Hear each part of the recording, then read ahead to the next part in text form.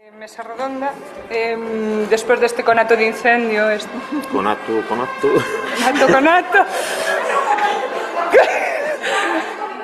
Igual non é tan conato. Eso son os bombeiros. Ben, no caso de ter que sair, por favor, xa sabedes, ordenadamente, con calma. Nada de tirarse pelas ventanas, efectivamente. O nome xa está encendido aquí entre os lectores, Sí, este incendiario de cosas. Sí. Igual sí, igual sí, pois sí que tuvo a súa... Hai que tomar o tono ao pé da letra, non? Podemos usar as metáforas... O risco de prender lume.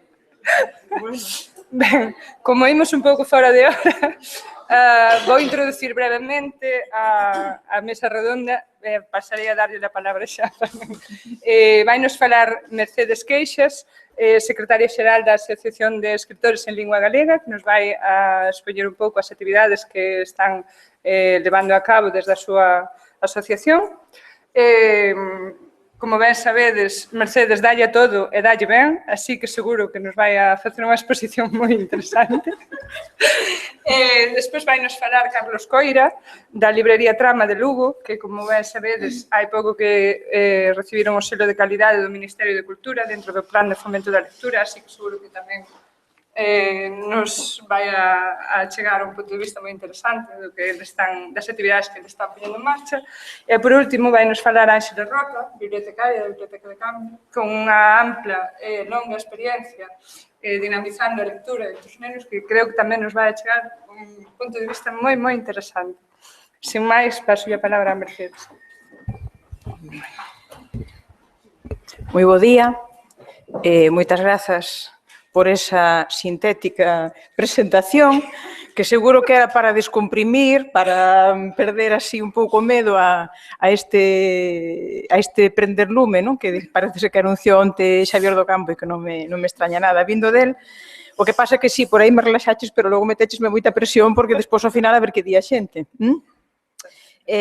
Cando se atende moito, igual todo se fai medianamente regular, non? Aínda que a vontade sexa toda a do mundo. Ben, cando ven unha proposta que che di que se quere traballar a lectura, o libro, a min últimamente acontecen así como dúas sensacións, non? Por unha parte, a ilusión, que ven, fantástico, non? Porque unha ten algúns vicios deses confesáveis e un, pois evidentemente, non? É moi obvio, é o libro e é a lectura e todo o que hai, todos eses círculos concéntricos que nacen alrededor do libro e da lectura, non? Moitos deles moi orgánicos e, sobre todo, moi emocionais, non? Entón, a ilusión é o primeiro, non? Que ben, vamos dar outro paso máis adiante alrededor do libro e da lectura compartida, non? Compartir lecturas. E despois, unha vez que empezas a pensar, a valorar, a ir enfiando algunhas ideas, tamén recoñezo que sempre me entra a vertixe, porque teño certa sensación sempre de ser equilibrista ou funambulista, estar movéndome nun terreo que me parece fundamental, vertebrador, cohesionador, etcétera, nada que vos non saibades nin compartades, mas onde continuamente os piares móvenseme, non? Parece que en vez de estar nunha terra granítica como é a que me corresponde, estou nun espazo de areas movedizas, non? Entón, iso prodúceme un desacougo brutal, porque creo que estamos xogando con cousas moi importantes, non? Case que co pan de cada día. Eu agradezo moitísimo a posibilidade e a oportunidade de estar aquí convosco en representación da Asociación de Escritoras e Escritores en Lingua Galega, porque penso que o traballo que pode mostrar ao redor do libro e da lectura, da obra creativa das autoras e dos autores, está a ser importante, está a ter unha dimensión de ensanchamento continuo, progresivo, sempre, por suposto, limitado por múltiples circunstancias, mas, desde logo, esa ilusión que eu antes falaba para min, pois é unha ilusión dun proxecto colectivo, non? Especialmente eu podo falar dos últimos xa 11 anos dos que fago parte da súa directiva, non? Un proxecto colectivo liderado por Cesario Sánchez, que é o presidente, e con un equipo humano, compañeros e compañeras do Consello e o equipo humano que traballa na Secretaría Técnica realmente fundamental, non? No que se ve e, sobre todo, como acontece sempre nos proxectos colectivos, no que non se ve. Nos estatutos da AELGA hai, evidentemente, varios fins, varios principios básicos, varios obxectivos, non? Que un pouco marcan eses lindes por onde transcorre o noso traballo. É fundamental traballar para este colectivo pola visibilidade dos autores, das autoras e da súa obra creativa, non? Dentro do que é o campo asociativo ou a sociedade, non? Ampla no seu conxunto, tendo en conta toda unha diversidade de sectores, de destinatarios, non? Traballar logo, pois, por esa visibilidade para contribuir á normalización do feito literario e tamén, como non, á normalización lingüística. Sen lingua non somos nada, imposible escribir, para calquera de nós, non só para aquela persoa que teña obra édita, non? Polo tanto, na medida en que esa literatura avanza, mellora, complementase, diversifícase, actualízase, reactualízase, etcétera, tamén a lingua, esa ferramenta básica que precisamos, tamén o fará. E, en canto máis normalizada este a literatura, entendemos que tamén colaboramos para unha progresiva normalización lingüística, aínda que ben sabemos que está a seguir camiños que paralelos non o son. E, evidentemente, toda a problemática lingüística que estamos a vivir está a afectar, e eu coido que afectará, xa veremos en que medida, ao desenvolvemento normal da literatura galega que está por vir, porque neste momento estamos educando, estamos socializando os novos escritores e as novas escritoras que terán que vir, de xeito continuado e seguramente xa inmediato.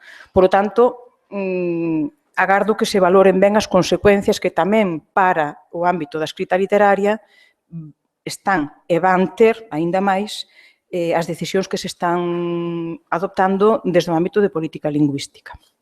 No ámbito do ensino, fundamentalísimamente, mas non só, tamén noutros radios da sociedade. Por lo tanto, esa visibilidade, esa promoción, ese colocar as obras das escritoras e dos escritores no mapa da sociedade, do seu día a día, do seu tempo de ocio, do seu tempo formativo, desde esa perspectiva transversal, desde unha perspectiva de punto de encontro social, son algúns logo dos alicerces que sosteñen o labor que facemos desde a AELGA. Hai case 10 anos entendemos que a principal visibilidade tiña que estar desde a propia web da asociación.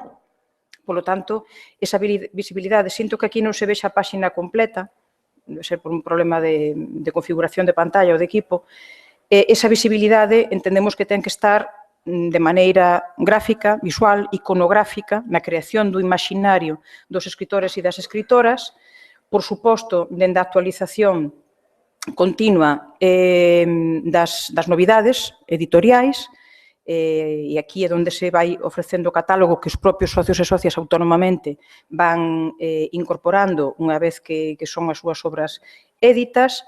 Por suposto, a actualidade da axenda cultural do que se fai no país desde directamente con participación dos autores e autoras ou con mediación deles, aquí un pouco recóllese a axenda diaria actualizada, por suposto, varias veces ao día en función do coñecemento desa realidade cultural, e a partir de aí toda unha serie de actividades, de tarefas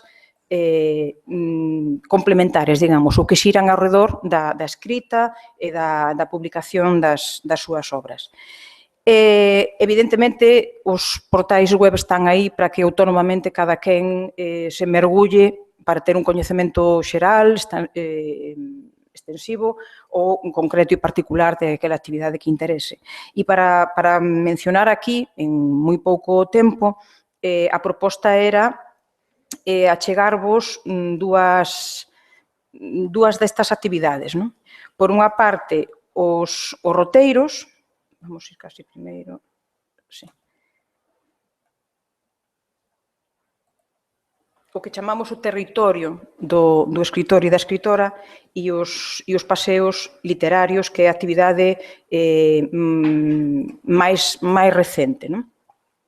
E se ides a ese apéndice do territorio do escritor, podedes atopar unha serie de roteiros ou de espazos literarios que ofrecemos á sociedade para que de xeito autónomo, evidentemente, sin ningún tipo de pauta de intermediación de ninguén, ni siquiera, por suposto, do escritor ou da escritora, poida desenvolverse por estes territorios, non?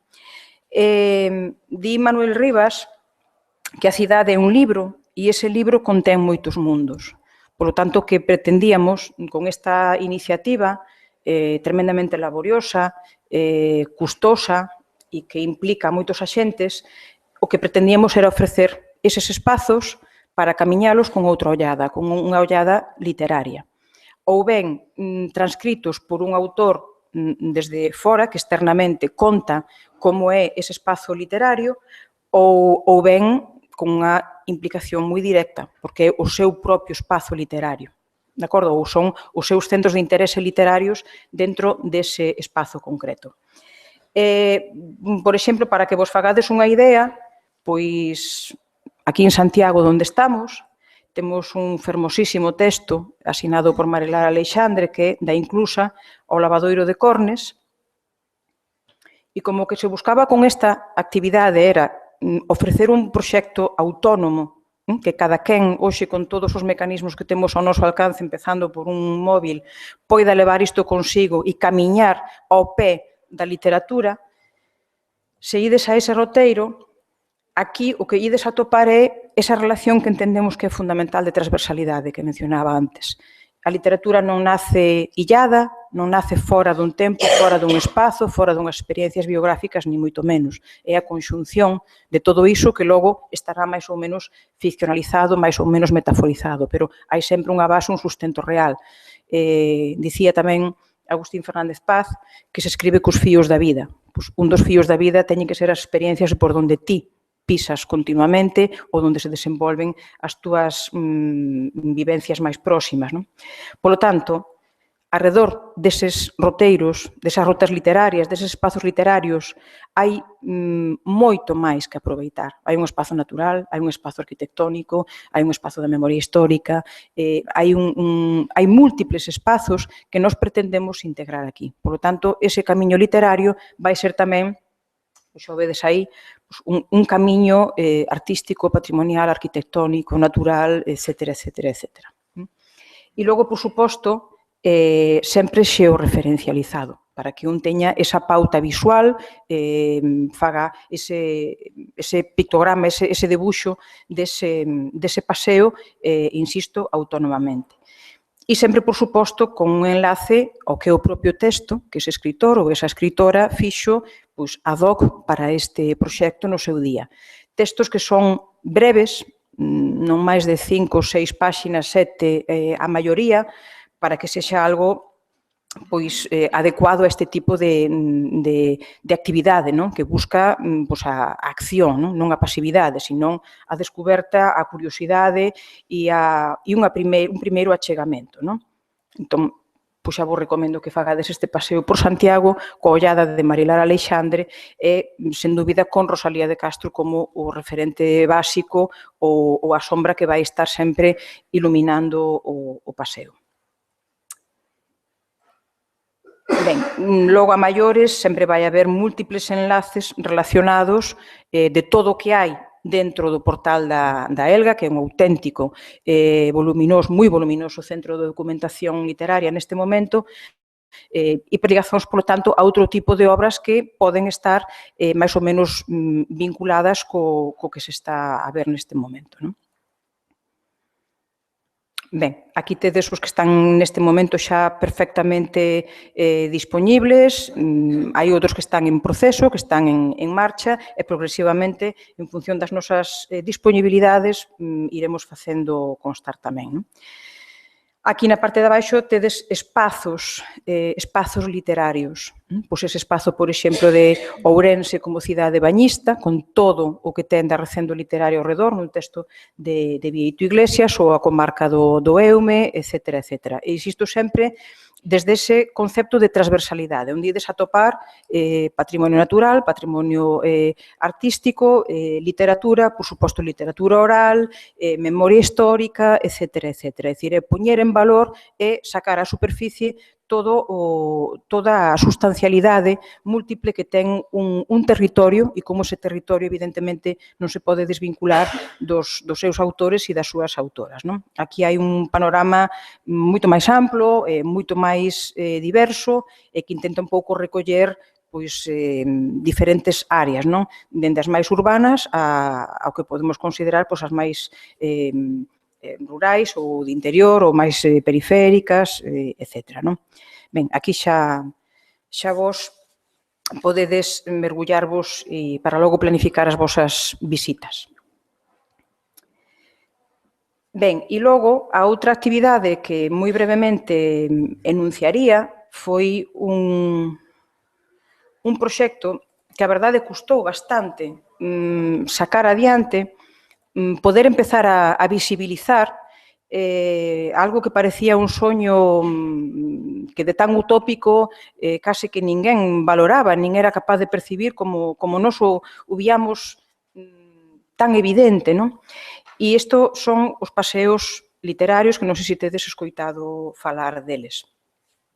É curioso, porque unha vez que conseguimos iniciar, facer unha primeira experiencia no 2014, na Coruña, pois de repente parece que todo o mundo entendeu que iso era unha obviedade e era unha evidencia e como non estaba feito antes. Sin embargo, quero de verdade destacar que a receptividade e destinatario e destinataria tardou moitísimo en entender que isto era unha actividade de literatura e que poñía en valor un espazo xeográfico, non? É dicir, que os libros lense en liñas, entre liñas e tamén moito máis aló das liñas, non? Por lo tanto, insisto, custou moito que houbese unha persoa do outro lado que quixese case que arriscar a poñer isto en práctica e ao final resulta que o éxito era inmenso e parecía, insisto, unha obviedade cando non levaba moita traza de selo, non?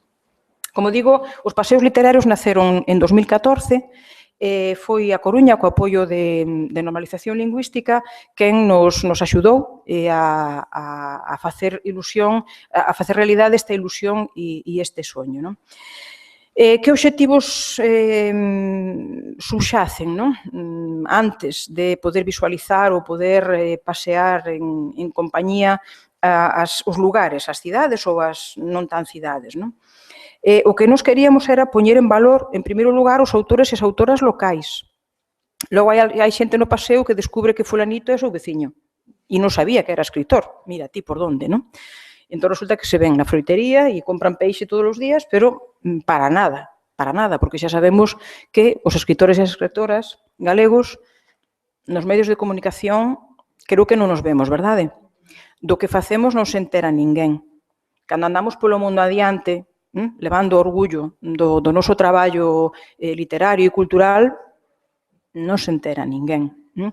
Entón, claro, pois o teu veciño do quinto B é escritor, mira tío, ahora guía un paseo literario, resulta que vexo en Wikipedia todo este repertorio que ten e eu sin enterarme, non?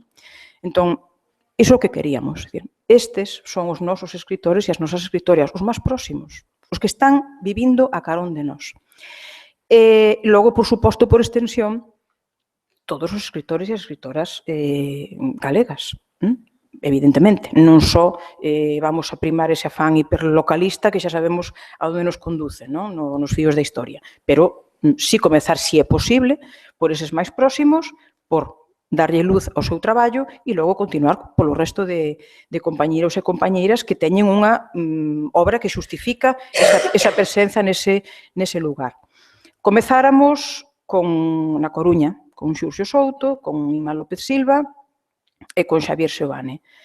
Un autor que, desde logo, de moitas cousas das que sabe falar divinamente, el sí que fai moito e moi ben, requete ben, é da Coruña, sabe todo da Coruña. É unha maravilla facer un paseo con el, porque sabe hasta os nomes das pedras, das penas todas da península, e é increíble ver como os mariñeiros e os percebeiros teñen bautizadas todas as pedras do litoral, non? Todo ese paseo que fixemos con el pola marxe da península foi impresionante, non? E a partir de aí todo o que hai de literatura oral e tamén, por suposto, de literatura impresa, non?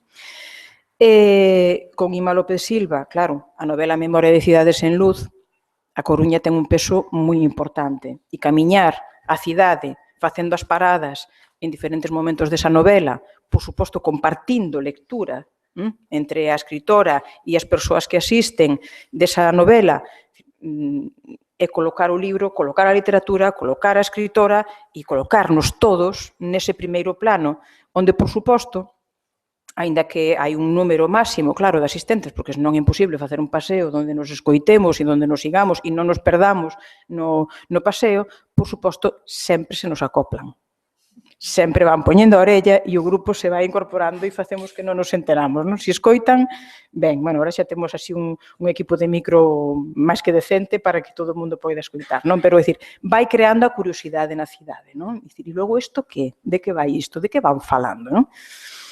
Ben, polo tanto, era ese outro caso, non? É dicir, unha novela que ten unha parte ambientada na cidade, polo tanto, pois, coñecemos a cidade dese outro tempo, deses outros personaxes reais ou ficticios, non? E logo, pois, neste caso mesmo con Xavier Seoane, non? A partir desa novela A Dama da Sombra, non? Que recolle, ficciona a biografía de Rosalía de Castro, pois toda esa parte en que Rosalía e Murguía viviron na Coruña, pois fixo un paseo fermosísimo tamén, non? Mala sorte que tivemos un mal día climatolóxicamente, pero paseamos igual e resolvémoslo divinamente igual. Por lo tanto, un pouco, aí vedes tres perfis diferentes, non? É dicir, como a cidade pode ser ollada, pode ser escoitadas, as paredes. Na Coruña somos moito de baixar a mirar escaparates, verdade? Pero tamén baixamos a mirar outras cousas na cidade. E ben, a partir de aquí empezou a coallar un pouco así boca a boca o proxecto e pudemos estendelo a Vigo, a outra cidade eminentemente literaria. E aquí nesta primeira edición estivo Pedro Feijóo, María Reimóndez e Francisco Castro, non? É dicir, todos eles con obra onde Vigo é en parte ou é unha das protagonistas, non? Neste caso, vemos que se traballa desde o ámbito da narrativa, mas non esquecemos en absoluto, porque outro dos obxectivos é ese, manifestar diversidade de xéneros, sempre que evidentemente non sexa posible, non? Mais, neste caso, é narrativa, pero hai outros onde se puido ter máis en conta o ámbito da poesía, non? Aí está, neste caso, por exemplo, Luisa Villalta, pero noutros que houve posteriormente, por exemplo, na Coruña, estivo Yolanda Castaño, Estíbaliz Espinosa, Dores Tembrás, ben, é dicir, procuramos tamén que a diversidade de xéneros estea sempre presente, non? Evidentemente, hai un puntal fundamental neste paseo que é o escritor ou a escritora que guía. É fundamental. Mas non podemos esquecer tamén a memoria daqueles que perdemos. Por lo tanto, aquí era moi importante na Coruña facer un paseo literario guiados por Luisa Villalta. Por lo tanto, unha persoa, María Casar, que ten moi ben estudado o percorrido vital e bibliográfico de Luisa Villalta, fixo un paseo fantástico, onde a protagonista foi a obra poética, fundamentalmente de Luisa, e os pasos de Luisa na cidade, porque ademais era unha muller moi participativa socialmente e, polo tanto, un perfil humano que na cidade ten que seguir a gañar e a medrar no peso que ela tivo en vida, non? Pero, tamén, Isto logo, por suposto, está aquí disponible para todo o mundo. Aquí temos o paseo que fixemos e aí queda o paseo para que se faga cantas veces se queira todo o mundo que estea interesado en participar, non? Ben, logo, hai máis aquí, por Vigo, pola Coruña, por Ribadeo. Outro dos obxectivos, que logo ao final terei que mencionar tamén, é, na medida do posible, non facermos isto sós. Valorar, petar portas ou abrir directamente portas, porque entendemos que isto non pode ser unha actividade única, exclusiva da Asociación de Escritoras e Escritores en Lingua Galega. Deberíamos ter parceiros, compañeros e compañeiras de viaxe. E deberíamos de ser capaces, xa me vou adiantar un pouco así as conclusións, pero deberíamos ser capaces de integrar este tipo de actividades na nosa normalidade, do noso tempo do día a día, do noso tempo de ocio, do noso tempo cultural, e intentar ensanchar aqueles públicos que xa vemos que aínda non chegaron a isto, porque seguramente non lles chegou a información, pero que sí que teñen curiosidade. É dicir, eu creo que hai que fidelizar sempre os públicos que xa están interesados no ámbito do libro, da lectura, da cultura en xeral, mas temos que buscar a maneira de argallar propostas que tamén cheguen a ensanchar eses círculos. Iso conseguiuse cos paseos. Eu aseguro vos sempre os da Coruña, algunha vez teño ido, cando podo, os de Vigo, poucas, os da Coruña sempre, porque vivo na Coruña, e eu, nos primeiros paseos, e os que andades no mundo da literatura ou da cultura, me ides entender, non coñecía a ninguén. E iso para min era un éxito. Non coñecer a ninguén de 40, 50 persoas. Quero dicir, non eran as caras que eu vía sempre noutro tipo de eventos literarios, culturais, de calquera tipo na cidade. Entón, para min, eso foi un exitazo dos paseos, non? Eran estas ganas que che dan de dicir, vistes como tiñamos razón? Vistes? Chegamos a novos públicos. E o feedback, os encontros cos escritores e escritoras teñen dado momentos impresionantes, non? Ese tomar nota de como era ese libro,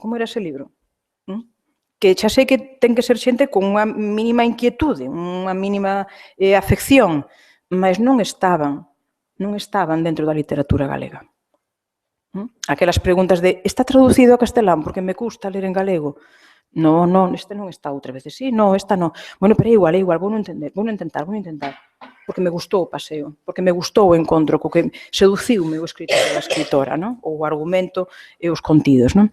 Por iso, parece moi importante que fósemos capaces de crear outro tipo de círculos concéntricos aos que dar a man e integrar este tipo de actividades noutras tarefas. E en Ribadeo conseguiuse facer dentro da Feira do Libro. Era unha actividade complementaria dentro da Feira do Libro. Facer un paseo literario con un veciño, o que seguramente moitos xa nin recoñecían que era Baixeras. Neste caso, un veciño, que ademais ten ali o seu recoñecemento como socio de honra, é dicir, entregouselle desde a Elga hai uns anos a letra E, ten ali o seu monólito, a súa árbore plantada, etc. É dicir, é unha autoridade literaria nun sitio como Ribadeo e el foi quen guiou un paseo literario por Ribadeo. Aquí está tamén a información, e foi incorporado como unha actividade dentro da Feira do Libro de Ribadeo. A isto me refiro con necesidade de buscar compañeiros de viaxe, porque teremos máis posibilidades de chegar a máis públicos e de levar o libro e a lectura a máis públicos. E outro exemplo, e xa vou camiño de acabar, foi a ruta da Costa do Solpor, a voluminosa novela de Xosé María Lema, que grazas á colaboración tamén co Seminario de Estudos Comarcais da Costa da Morte, puido facerse unha auténtica excursión, moito máis que un paseo a pé, porque ata agora camiñábamos a pé en treitos que nos levan alrededor, sempre se lle di aos escritores e escritoras que preparen un paseo para hora e media, máximo 2 horas. Aseguro-vos que nos temos achegado ás 2 horas e media e marchar porque, mira, que vanse as 3 e hai que ir para a casa, porque son realmente momentos de comunicación, de intercambio moi importante. Neste caso xa nos pasamos o autobús, xa fixemos unha ruta adecuada, claro, a unha das moitas rutas que se pode facer con esta novela, pero que foi posible grazas tamén a esa colaboración do Seminario de Estudos Comarcais da Costa da Morte, non? É dicir, aquí tamén queda xa o plano e, bueno, está un pouco recollida así unha memoria do que se fixo, é dicir, tamén é algo que a partir de aquí cada quen pode facer autónomamente, non? E, insisto, as colaboracións son fundamentais, a coordinación é moi importante, non? Bueno, a partir de aquí xa podedes vos ir achegándovos aos diferentes paseos circuitos, quendas de paseos que se foron facendo e que rematamos agora hai un mes máis ou menos co da Coruña, non? Bueno, posta en valor, polo tanto, dos autores, das autoras, comezando polos máis próximos e continuando polo resto, posta en valor de obras que nacen na cidade, que nacen no lugar, nese espazo, ou que nacen dela, non están directamente na obra, pero si están nese autor ou nesa autora, implícitamente tamén fan nacer esa obra creativa e non outra, diversidade de xéneros literarios, narrativa, poesía, lics, o que temos pendente de traballar, se continuamos, se podemos continuar, aínda non o sabemos, o próximo ano, e tamén son algúns relacionados con teatro, pero hai memoria histórica, por suposto, literatura infantil e juvenil, hai varias áreas que xa experimentadas e outras que están en proxecto, perspectiva diacrónica, perspectiva sincrónica, o pasado do lugar, eses autores que xa non están, pero que temos que seguir falando deles, etcétera, etcétera. Puntos fortes, a asistencia masiva. Cando digo asistencia masiva é porque sempre queda moita xente en listaxe da garda. Máis de 50 non se poden aceptar, e xa son moitos para un paseo destas características, sempre queda xente en listaxe da garda. Algúns autores podedes ver que se repiten, Pedro Feijóo, Manolo Rivas e Xurxo Souto, por aclamación popular, como se diría, é que non queda máis remedio, hai que facelo, porque isto, bueno, ali no Ágora casi nos montan unha sublevación por quedar fora, non? Creo que é moi importante, un punto forte, recuperar a memoria dos lugares e poñer ao día a memoria tamén dos autores e das autoras que conviven connosco. Creo que é un punto forte o achegamento, que no noso caso temos que aproveitalo moito, entre lectorado e autor ou autora, esa comunicación directa sen intermediarios, ese cara a cara, e escoitar como me conta, logo vou ao libro, porque me contou moi ben, non? Un paseo como punto de inicio ou como punto de chegada á lectura, porque algunhas persoas sí xa poden ter unha referencia, sí poden ter lido previamente ese libro, porque evidentemente son actividades que se anuncian con moito tempo, ou chego despois do encontro co autor, non? Agora é cando vou ler e, por tanto, vou descubrir alguén que non coñecía. É un punto forte, creo, estas colaboracións con outras entidades. Penso que se conseguísemos avanzar nese sentido, o proxecto podería medrar moitísimo máis. E logo, puntos fracos, aínda que agora foi superada, xa mencionei a dificultade moi importante para conseguir visualizar algo que, polo que podedes ver, non é tan complexo, non é tan difícil, non é tan custoso, non é realmente unha actividade moi doada de facer tendo unha mínima vontade. Botades en falta, evidentemente, moitos espazos para facer paseos, porque hai moitas cidades, vilas que son eminentemente literarias e que aínda non están. Se non están é porque aínda non fomos capaz de leválas adiante. Está presentado noutros lugares, nalgúns non foi de momento ben acollida a iniciativa, noutras estamos en proceso. Si estaba confirmado que empezaban en Pontevedra, agora no 2017, agardo que todo conduza cara aí, e hai algúns outros lugares onde, de momento, non foi a idea ben recibida, mas seguiremos tentando. E creo que a necesidade de coordinación, se entendemos que isto é unha actividade que realmente dinamiza e asenta, implementa o libro e a lectura na sociedade, esa necesidade de coordinación sería moi importante. E, como eu creo que é moi importante escoitar as partes que estamos implicadas, interesadas neste ámbito, por exemplo, quero dicir un exemplo moi concreto que me trasladou unha libreira da Coruña, non? E no que eu recoñezo que nunca pensei, que así me dá vergoña dicilo como me dou vergoña escoitalo, non? Pero ele dicíame, Mercedes, por que os paseos non poden empezar ou acabar ou parar nunha librería? E eu dixen, que obviedade tan grande. Que vergonza me dá escoitalo, porque nunca na vida o pensei, nin o pensou ningún compañeiro do equipo do Consello Directivo, non? Que podía sair. Nunca o pensamos, tan coa cabeza, aí cos ollos postos no desenvolvemento da actividade que te olvidas do máis evidente, que é o que está ao lado, non as marxes, ao lado complementando esa actividade. Entón digo, por suposto que iso xa hai que recollelo para todas as próximas ocasións en que sexamos capaces de levar o proxecto adiante. E, bueno, máis nada, convido-vos a que entredes aí na web, no centro de documentación e en todas as actividades que facemos. Moitísimas grazas.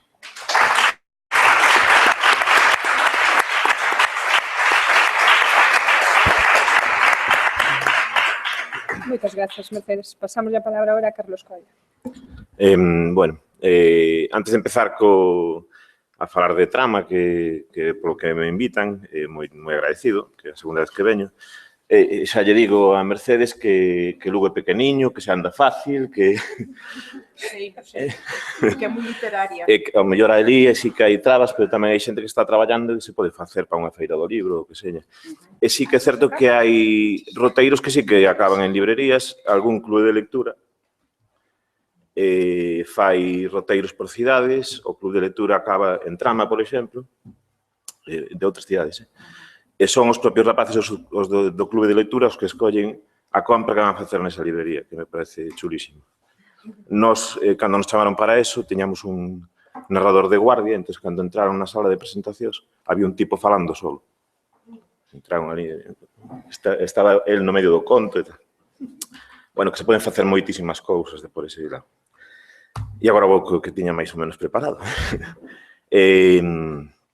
Claro, cando me chamaron para isto, dixo, sí, claro, sempre digo que sí, de primeira, despois digo, porque eu vivo nun sitio que é un pouco extraño con respecto á animación á lectura, porque vivo no sitio que todo o mundo quere ter. Entras na librería e dices, a mí me gustaría ter unha librería. Non tes que animar moito a un tipo que entra nunha librería a mercar un libro. O sea, eu convivo con un porcentaxe de xente lectora que está moi por enriba da media. Entón, non estou no medio dun sitio onde teña que animar demasiado. Ainda así, sí que podo facer cousas cos meus compañeiros libreiros, con outras, cos editores, cos escritores e tal, para que se anime todo un pouco, pero dentro da cidade e tal. Pero na librería, realmente, ás veces, o que buscamos non é só animación á lectura por sí, senón que se nos coñeza. É importante para nós porque vivimos deso. Entón, facemos actividades que o mellor estamos dicindo, bueno, estamos facendo moita animación e tal, e o que estamos intentando é que falen de trama, que falen do libro tamén e tal. E decía, claro, falar diso, pero iso tamén ten que ver moito coa animación á lectura. Entón, cando estaba pensando en todo isto, decía, eu, aparte de libreiro, fago tamén cousiñas de maxia e tal, e vou polos coles animando a lectura. Cando chegas a un cole ou unha biblioteca, ves como están colocados os libros. E desde o punto de vista dun libreiro, dices, ese libro non o vai coller ninguén seguro, porque está mal colocado, porque non se ve, porque... Entón, creo que sí que sería interesante ver como temos os espazos, porque a lectura necesita un tempo e un espazo.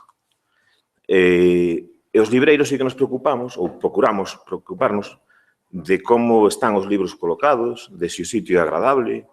Nos acabamos de poñer un probador de libros na librería, que é un sofá comodísimo, para que a xente colla e lea. Hai que ir buscando eses espazos onde a xente lle resulte atractivo. Porque, por exemplo, se falamos, a ti falabas, está traducido tal, claro, o libro en galego, lamentablemente, ten menos medios que outro que en castelán, e fan libros que, o mellor, os rapaces se tiran a por un libro en castelán, pois porque ten purpurina na portada. Pero sí que nós temos que intentar, dentro das nosas posibilidades, facelos atractivos, expoñelos ben, bueno, traballar sobre ese tipo de cousas, porque, ao final, Bueno, eu estou callando de todos lados, pero ao final, o que decía a Carme do importante que é os primeiros anos e tal, eu creo que non necesitamos animar a ninguén a ler, porque nacemos lectores. En xeral, a un bebé daslle un libro, vai xogar con el, vai aprender. O que temos que intentar é que non o deixen. E iso sí que é un traballo. Hai anos en que o deixamos así porque están moi ocupados e despois, claro, pasa o que pasa, non? Que cando queremos volverles a obrigar a ler é moi, moi complicado. Bueno, tamén decía, a librería é un sitio extraño porque para min é o centro do mundo. Onde falaba Xavier do Campo de que un miraba por un burato e vía non sei que, e que vía todo o mundo, claro, estou rodeado do mundo inteiro, o sea, está ali todo metido na librería. Están todos os textos, incluso máis dos necesarios, porque hai algúns que non considero que sexan moi necesarios, pero sí que teñen que estar na librería porque para gustos hai colores.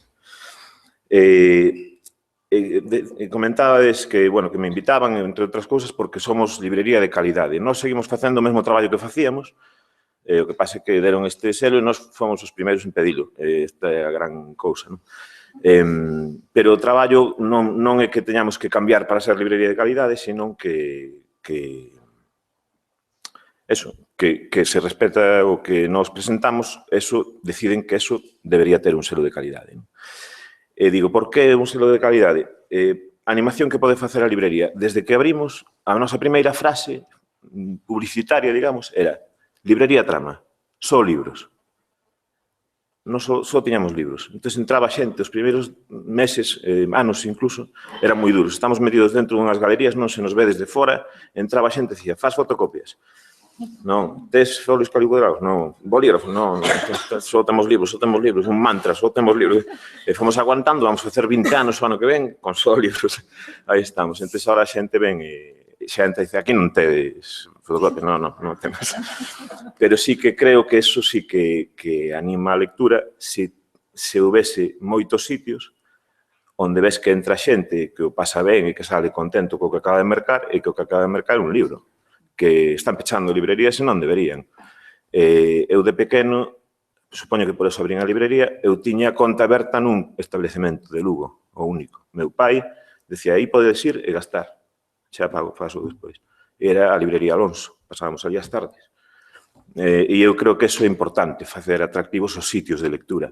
As bibliotecas nos centros, as bibliotecas que normalmente son xa, polo menos a parte que máis visito eu últimamente, que é infantil, pero sí que eso, busquemos sitios agradables para ler, que inciten, e busquemos que teñan a necesidade os rapaces de buscar algo nun libro, esas cousas. Non que estudien porque, o sea, que vayan mirar porque hai que mirar aí, sino que necesito algo, está aí a biblioteca, vou, miro, xa está.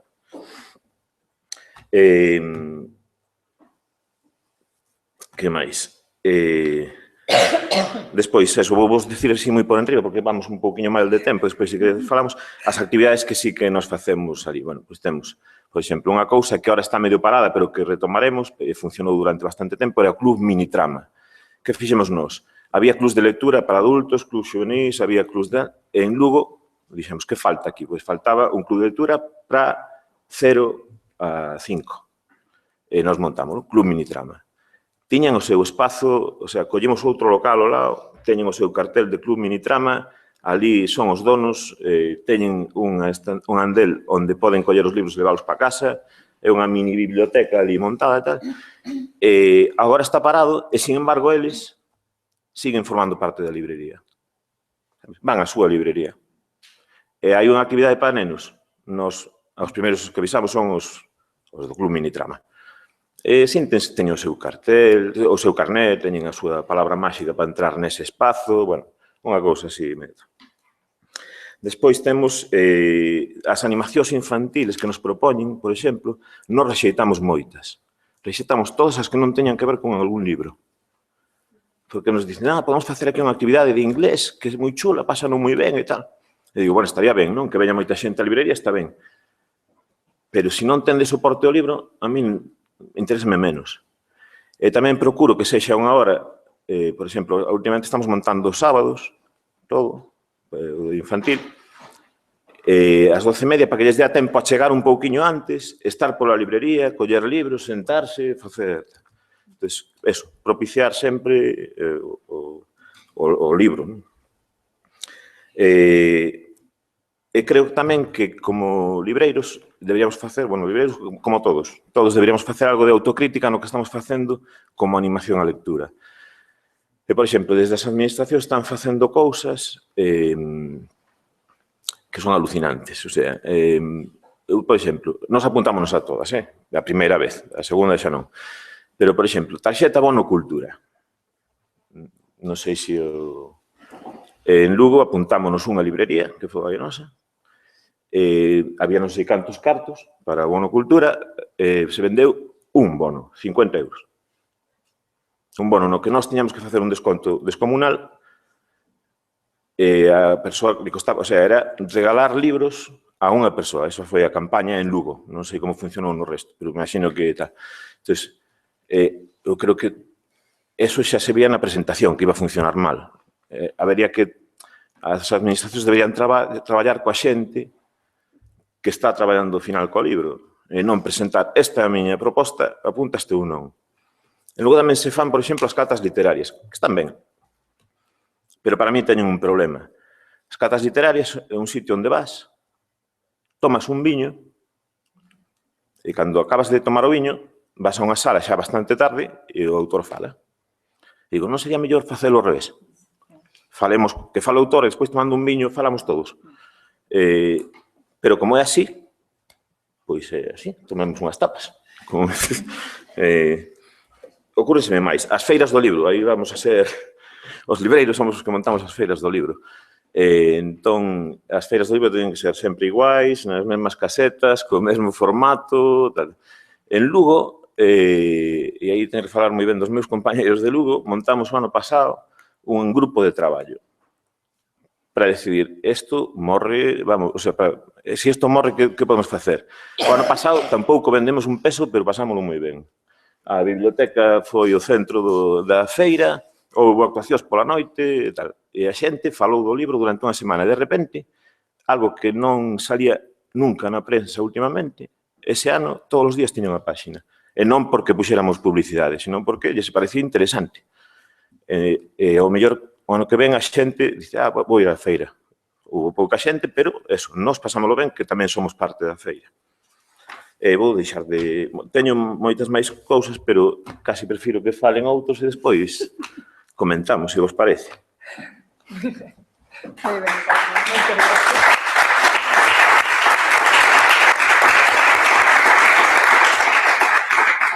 Cambiamos, Mercedes. E agora venos falar a Xele Roa Cantón.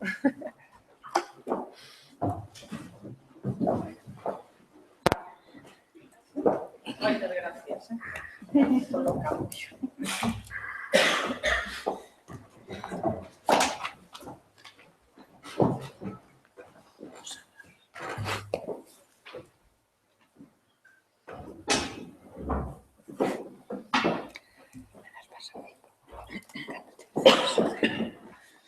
Bueno, bos días a todas e todos. Moitísimas grazas á Asociación Galega de Editoras por convidarme a esta mesa. Ademais, como non se falou aínda de bibliotecas públicas municipais, pois eu creo que vou ter a oportunidade de reivindicar as bibliotecas públicas municipais. Así que moitísimas grazas por deixarme compartir lecturas e tratar de abrir fiestras. Gustaríame comenzar citando unhas palabras de Agustín Fernández Paz cando di que a lectura, por riba de todo, nos axuda a vivir. E continúa, a lectura é un prazer que se contaxia e fará no mellor as persoas que antes experimentasen na súa carne ese mesmo prazer. Bueno, isto recóllese, por exemplo, en O rastro que deixamos de Xerais 2012. Pois penso que aquí entramos os mediadores e mediadoras, bibliotecarias e bibliotecarios de bibliotecas públicas, mestras e mestres, en definitiva, os profesionais que temos nas nosas mans a responsabilidade de contaxiar o entusiasmo polo libro e a lectura. Pois eu quero reivindicar efectivamente a importancia da biblioteca pública. Neste caso, eu son bibliotecaria municipal, pois da Biblioteca Pública Municipal, que aínda que aquí creo que hai pouca xente de bibliotecas públicas municipais, algunha compañeira sí. Penso que a biblioteca pública é fundamental na formación de lectoras e lectores. Pois moitas veces o primeiro encontro dunha nena ou neno co libro non se produce precisamente na escola, porque moitas veces vai á biblioteca, lenlle e leva libros da biblioteca sen estar aínda escolarizado. Eu antonte fixen socia a unha nena de 6 meses e non é un caso puntual. Hai moitos nenos e nenas de meses que se fan socios e socias da biblioteca pública porque teñen irmás maiores ou porque eu, debido aos anos, xa vou coa segunda xeración de usuarios e usuarias da biblioteca e como seus pais e súas nais viñan á biblioteca, pois, ter o seu neno ou a súa nena, eu vou na facer socia, porque me encanta que teña o carné, que leve libros e tal. Outras veces, pois, atópaste con que si é o primeiro neno ou nena e din, bueno, eu teño este neno, ten meses ou ten un ano, pero claro, aquí non hai libros para el. Bueno, pois, hai uns días, pasoume tamén, eu dixenlle, pois sí que hai libros para el, para eso estamos a familia, os mediadores e mediadoras, para contaxiarlle ao neno esa lectura que non ten por que saber descifrar o código da lectura. Os nenos empezan descifrando imaxes ou cantándolles.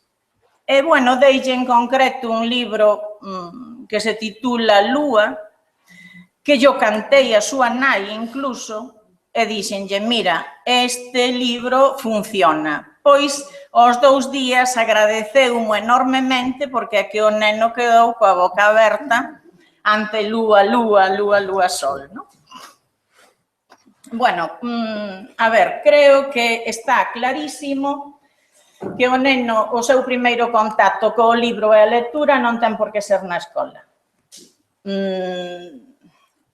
Van cantidad de nenos e nenas que non van nin siquiera a guarderías.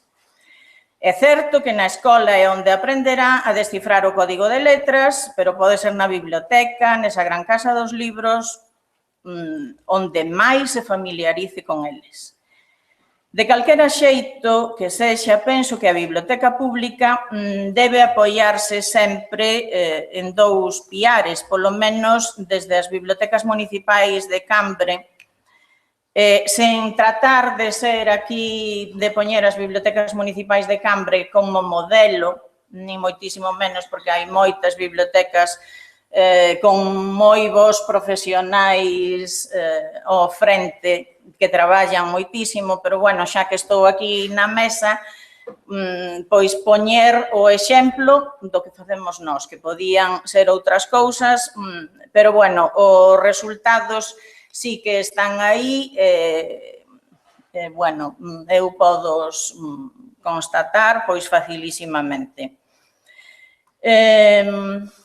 Nós temos moi en conta a familia e a escola. A familia implicámola xa formando parte das nosas actividades.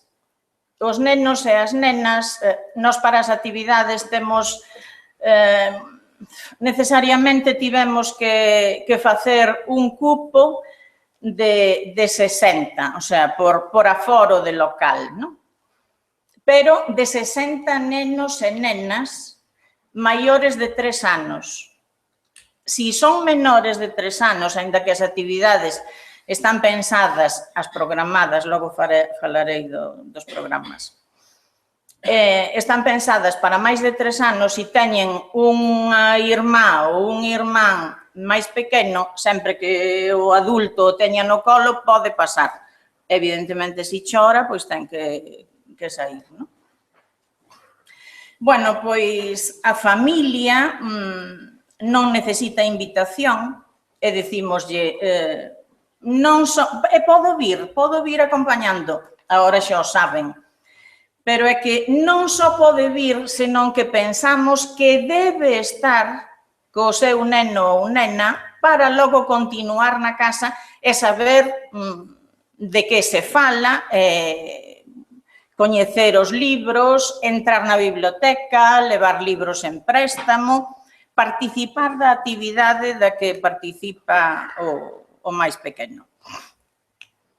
Agora, nestes últimos anos, decidimos que os adultos, para ir ás actividades, pois o único requisito que pedimos é que fagan o carné de lector da biblioteca. E, desde logo, estános dando uns resultados espectaculares, porque, efectivamente, van avoas ou avós, ou nais ou pais, que, en principio, non son lectores, sino que van atraídos polo máis pequeno. Pero, aquí hai libros de cociña. Mira, pois podo levar un libro de cociña e tal. E revistas, tamén as prestades. Pois mira, si, a última non. Pois mira, podo levar unha película. Tedes de Dolores Redondo, bueno, que hai de todo. Pois mira, pois podo levar. Bueno, neste caso, son os máis pequenos os que fomentan nos adultos que non foron lectores, que non tuveron a oportunidade de ir á biblioteca, de facerlles dunha maneira normalizada o acceso ao libro e á lectura. Por outra parte, a escola. Bueno, eu penso que a biblioteca e a escola teñen que ir en conxunto na lectura. Eu considérome moi afortunada co profesorado, coa xente do ensino público que hai no Concello de Cambre, porque tanto nos CEIPs como nos 2 IEPs, todo o que se programa desde as bibliotecas acóllenos estupendamente e axúdannos a difundir todo o que se fai. Co cual, bueno, pois sí, é sorte, pero eu en 30 e casi 3 anos que levo, nunca hubo problema con ningún profesor en ninguna das etapas. E, bueno, acollen todo divinamente. Efectivamente, pois, bueno, nós tamén tratamos de... Si a escola non ven á biblioteca, que a biblioteca vai á escola. De si traballan unha determinada temática, pois poñer na biblioteca o centro de interés correspondente desos proxectos temáticos que traballan en determinados cursos, que eso penso que é moi importante, porque a veces pídenlle na aula. Traede da casa todo o que teñades do sistema solar ou das árbores. E claro, non todas as familias teñen cantidade de libros do sistema solar ou das árbores, pero para eso está a biblioteca pública, que a biblioteca pública ten a obriga de ter todo eso a disposición dos seus usuarios e usuarias. As nais e os pais de esos alumnos encántalles que na biblioteca, mira, pois están traballando na escola, e tedes, pero tedes moito, ou tedes, pois mira, pois está aquí, e podo levar. O sea que esa comunicación penso que é moi importante.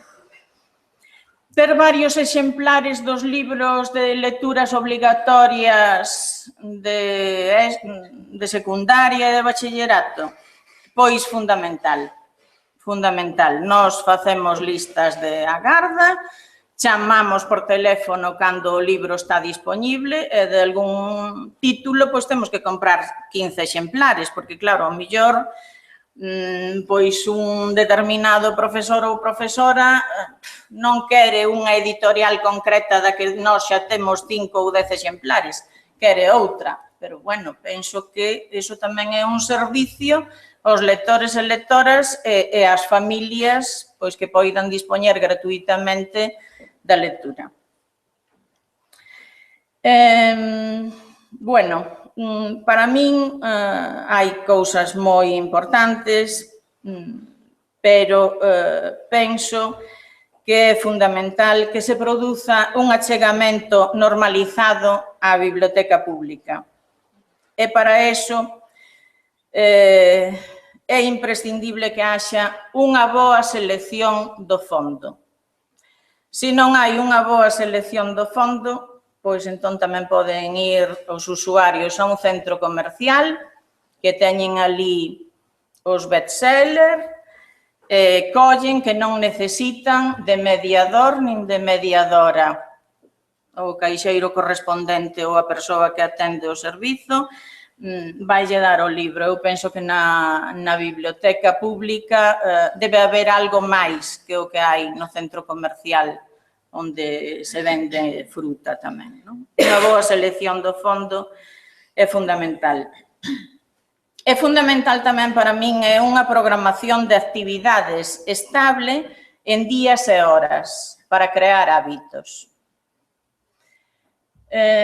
Bueno, nós este carteliño que vedes é a nosa programación estable para pequenos dende o mes de novembro ata o mes de xuño. Hai, bueno, diferencianse por cores, perdón.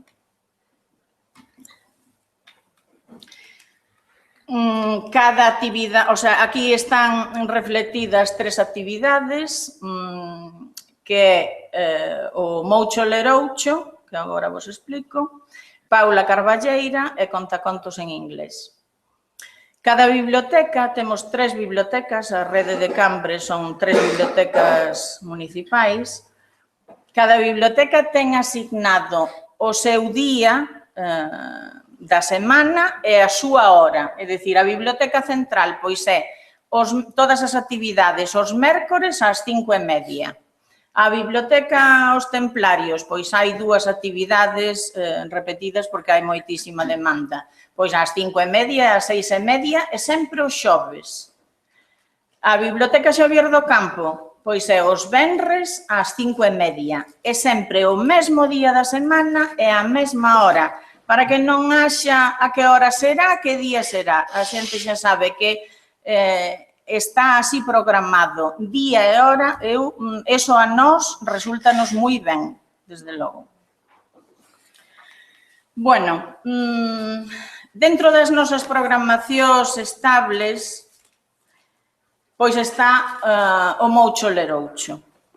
O Moucho Leroucho, eu desde, bueno, decíamos que era a nosa mascota das bibliotecas, pero eu, a verdad, desde que Paula Carballeira sacou o libro de Nunca Mascotas, únome a ela, que di nese poemario que nunca mascotas. Bueno, pois o Moucho Leroucho é o noso animal de conto, que é este. Pois esta é a imaxe gráfica do noso animal de conto, que xurdiu no ano 94, hai 22 anos. Bueno, pois inaugurábase unha das bibliotecas municipais en Cambre e dixemos, pois temos que facer algo, que podemos facer, un personaxe. Bueno, pois despois de darlle voltas ao mundo animal, dixemos, pois o Moucho é un animal moi intelixente, que pode dar moito xogo, E, ademais, os mouchos dormen de día e de noite están espertísimos. Bueno, pois creamos unha estrutura, efectivamente. Este moucho pasa as noites lendo nas bibliotecas municipais de Cambre e polo día dorme nunha pola dun carballo, ali cerca. E cando vai contarlles contos aos nenos, como ten sono, que o fai de día, quédase dormido, e os nenos espertan, o moucho leroucho. Bueno, pois isto no ano 94 foi con menos pretensioso, o sea, pois creamos a súa imaxe, creamos un disfraz, e pouco a pouco estas cousas, este o moucho, estas cousas son moi lentas, o sea, donde temos agora espera para esas invitacións que damos, os principios non son, o sea, hai que darlle, non desanimarse, bueno, pois esta vez veu menos xente, pois a ver que podo facer para que a próxima vez veña máis, todo isto. A primeira vez, pois, eso, cando se creou, mandouse a todos os centros de ensino unha carta de presentación de quen era o moucho leroucho.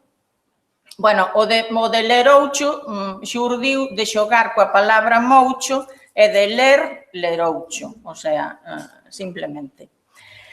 Entonces mandamos aos centros de ensino unha carta de presentación dicindo que se iba a abrir unha nova biblioteca en Cambre, que estaban todos invitados, que se iba a contar contos e demais. Bueno, pois teño que apurar porque senón moito mellor que eu vai a ser escoitar a Gustavo Martín Garzo.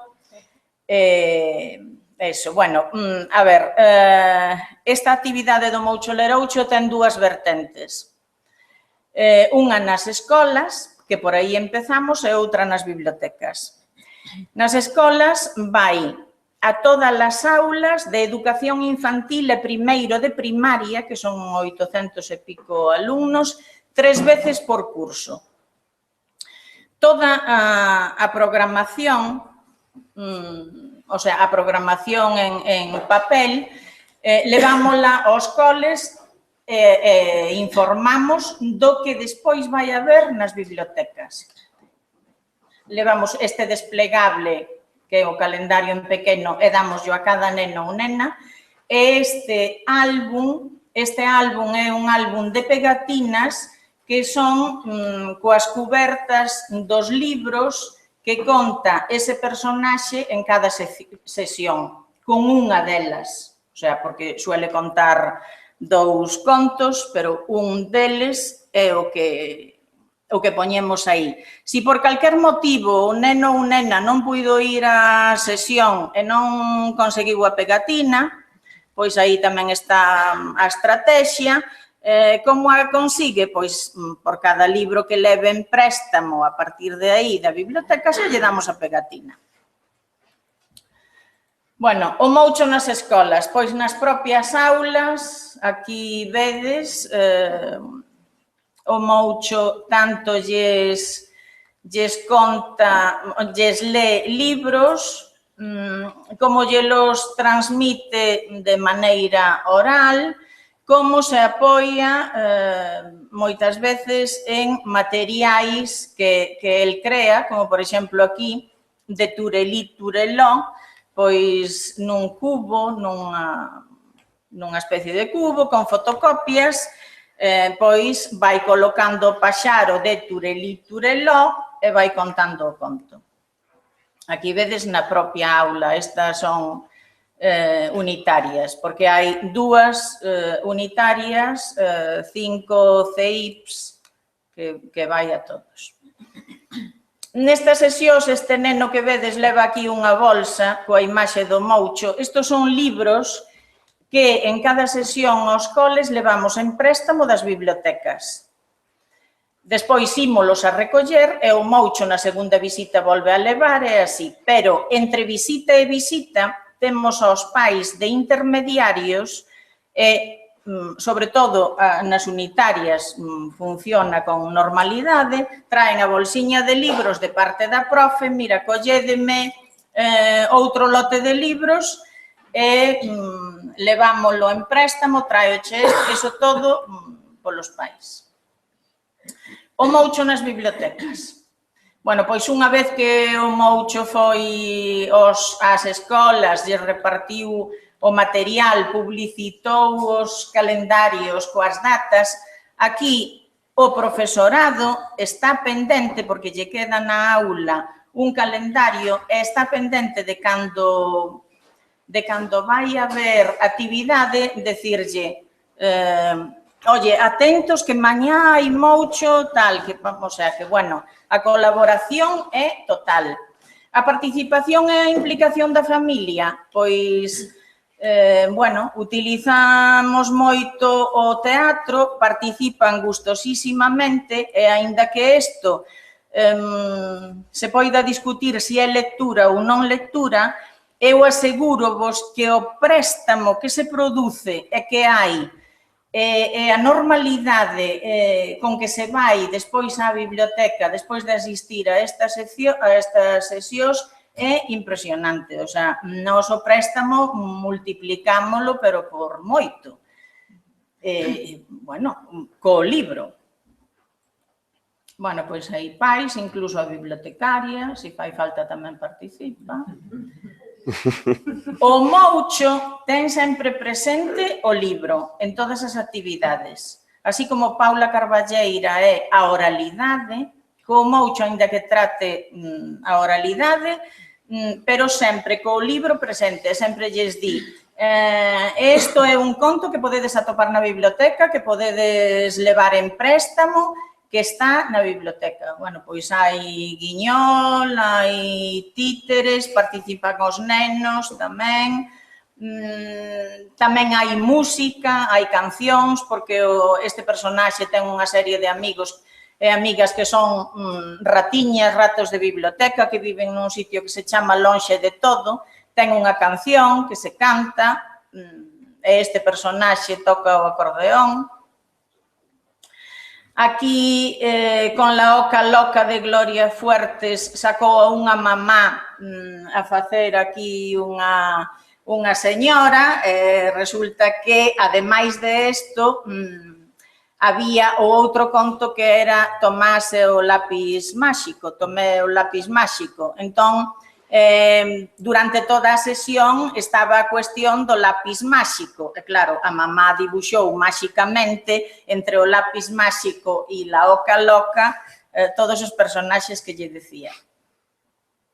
Polo día do libro, a ver, nós este personaxe utilizámoslo para todo, pois para anunciar todo tipo de actividades que teñan relación co libro e a lectura. Pois o mes de abril, exactamente igual. A obra de Manuel María, pois que tamén se representou dentro da mesma biblioteca, co escenario ali un pouco reducido, para nenos. Paula Carballeira. Bueno, pois Paula Carballeira está basada na oralidade e como tal, pois aquí Paula ten uns rituais que, aparte de decir unhas frases máxicas e darlle a benvida aos contos, ten un gorro. Entón, ela conta co gorro. Acaba de contar e deixa o gorro.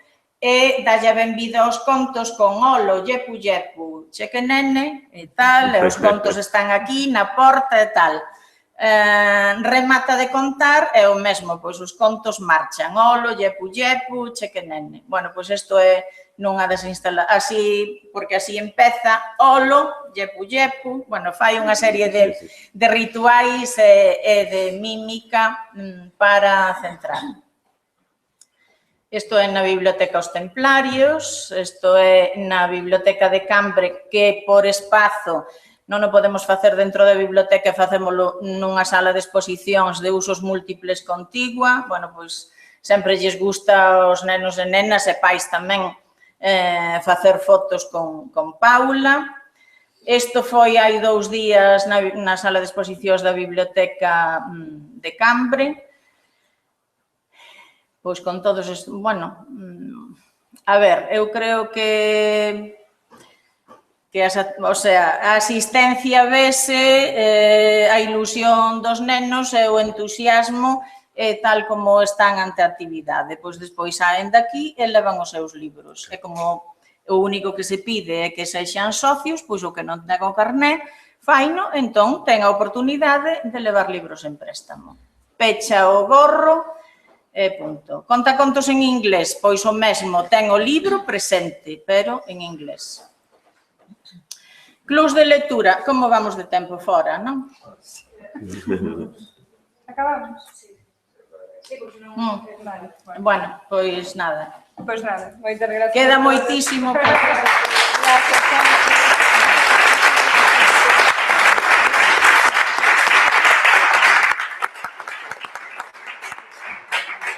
Pois nada, gracias a todos. Entón, daremos por concluída a mesa redonda, polo menos con unha mensaxe de esperanza. Vemos que podemos colaborar e que se pode fomentar a lectura en galego tamén. Gracias a todos. Sí,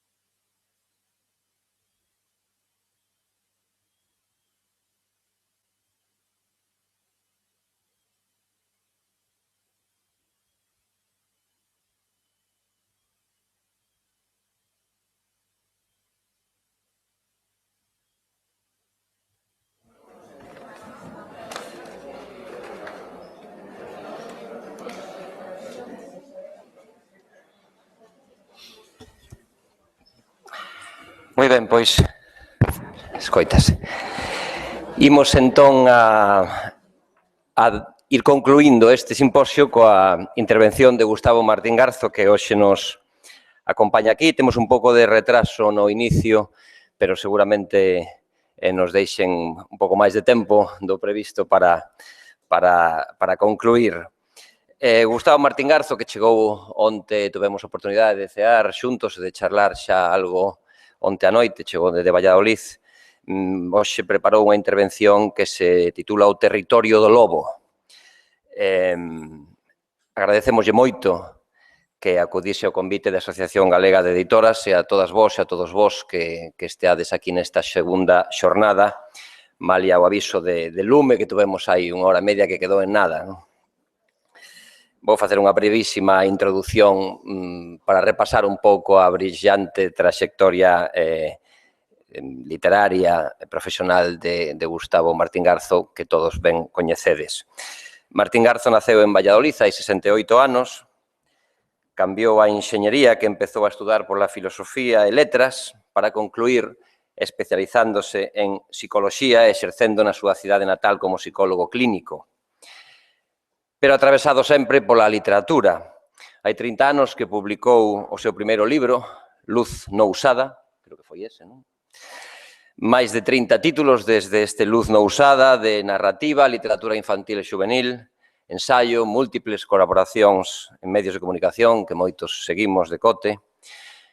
En fin, unha inspirada e brillante carreira literaria recoñecida polo público e os premios en numerosas ocasións.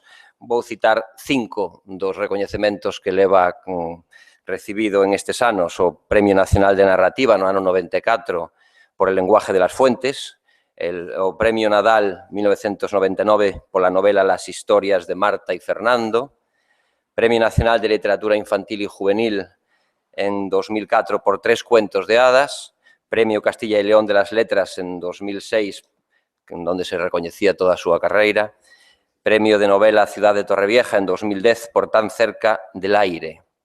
O último dos títulos publicados ata agora penso que Donde no estás, do ano pasado, e onte confesábanos que acaba de entregar a que será a súa seguinte novela ao editor, que non sei se avanzará algo do seu título ou contidos despois. En Donde no estás, na última obra publicada ata agora, el define como unha novela de buratos que deixan deses buratos que deixan os mortos ou abandonar o mundo, onde fala da guerra civil e dos silencios, dos enormes silencios que esa traxedia provocou e aínda provoca. Eu son alguén que conta historias co único afán de facer feliz a quen as escoita, ten dito. O territorio do lobo, decíamos que o título escollido para a conferencia que agora imos escoitar. Sabe Gustavo ben que está en terra de lobos. Onte Kiko Cadaval falaba de Valle e do romance de lobos, non? De lobos desconcertados, de lobos desubicados, que atacan de noite a cabras e ovellas, como pasou a semana pasada en Río Torto, Lugo. Había que estar en Lugo, de alguna maneira, Carlos, o lobo que matou 4 ovellas e 2 cabras, non? O de lobos idealizados, protagonistas das historias increíbles que na montaña do Incio, un pouco máis ao sur, trazou Ángel Fole naqueles anos 40 e 50, non? Ou a historia de Juan Carlos Estévez, que ten en Ourense un rebaño de ovellas que foi atacado o pasado verán.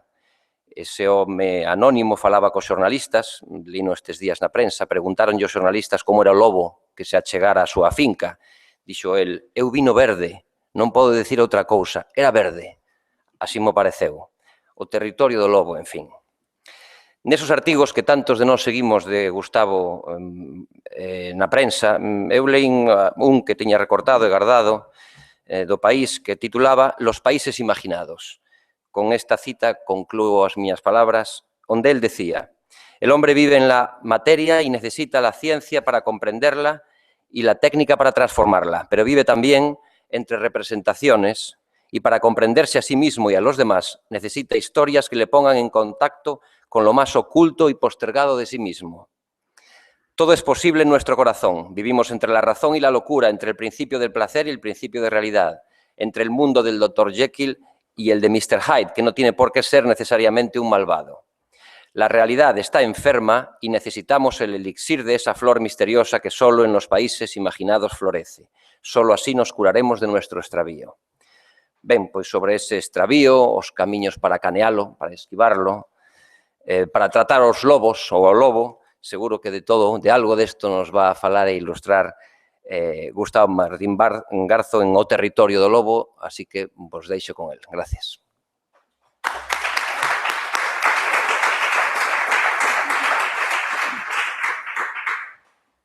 Bueno, pues muchas gracias en primer lugar, por la invitación que me permite volver de nuevo a Santiago y estar esta mañana delante de todos vosotros. Y claro, muchas gracias a Quique por esas palabras tan generosas, ¿no? Que siempre estas palabras tan generosas y tan precisas, cuando las escuchas antes de tener que hablar, pues te crean un problema, porque, bueno, dices, y a partir de ahora, ¿qué voy a decir? Es decir, ¿cómo voy a estar, digamos, a la altura, ¿no?, de algo así, ¿no?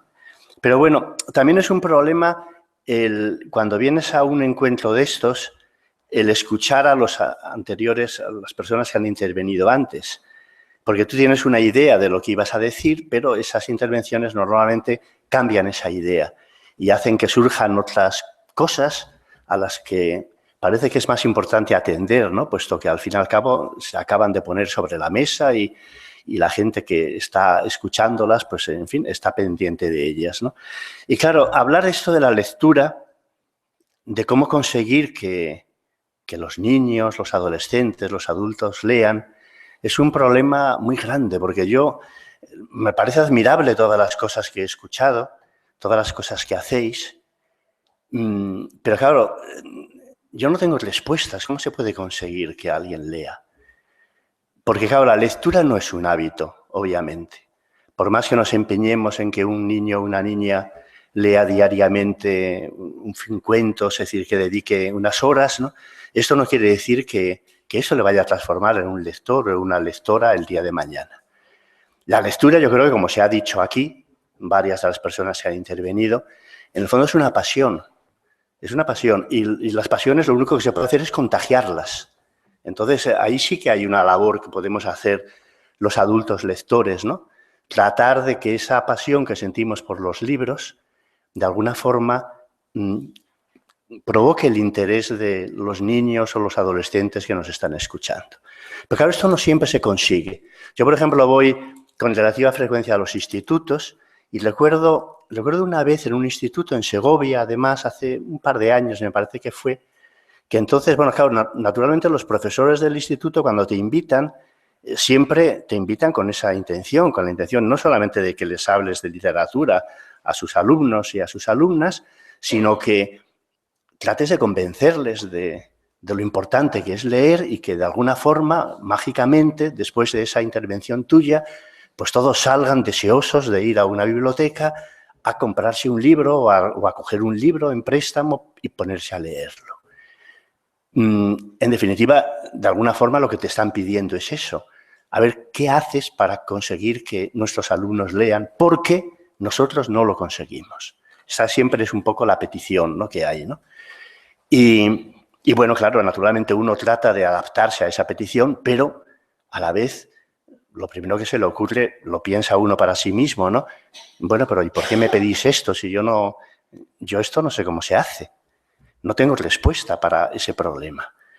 Pero aún así, claro, como ellos están esperando que hagas algo en ese sentido, pues entonces, bueno, de alguna forma tratas de hablar de la lectura con todo el entusiasmo de que eres capaz y de esa manera tratar de seducir o encantar a ese público adolescente. Entonces recuerdo que esa vez en este instituto, en Segovia, hablé de la lectura y yo creo que estuve además especialmente inspirado esa mañana, es decir, bueno, traté de mostrar toda la admiración que yo sentía por el mundo de los libros, ¿no?, lo importante que habían sido para mí, lo importantes que eran. Y bueno, y después, al terminar esa charla, hay un momento en que llegan las preguntas y entonces una muchacha levanta su mano para preguntar, se levanta, se pone de pie y me hace la siguiente pregunta. ¿Y qué pasa si a una no le gusta leer? Claro, yo inmediatamente me di cuenta de que estaba hablando de ella misma, que estaba hablando y que yo había provocado, digamos, esa respuesta, esa pregunta, porque yo había hablado de la lectura en unos términos tan maravillosos como uno de esos países imaginarios a los que se ha referido Quique, donde a todo el mundo le gustaría llegar, pero sin embargo esta muchacha, por mucho que se empeñara, era incapaz de realizar ese viaje a ese lugar, a esa ínsula extraña, a ese país perdido, a ese lugar remoto, o ese castillo en el aire, como queramos llamarlo, porque se ha llamado de mil maneras, ¿no?, que en el fondo es, a ese jardín secreto, que en el fondo es todo libro. Y claro, yo me di cuenta de que ya me estaba diciendo eso, pero bueno, vamos a ver, yo cojo un libro, lo abro, lo leo, trato de interesarme por él para llegar a ese lugar del que tú nos hablas y, sin embargo, no soy capaz de hacerlo. Se me cae el libro de las manos. Entonces, ¿qué pasa en ese momento?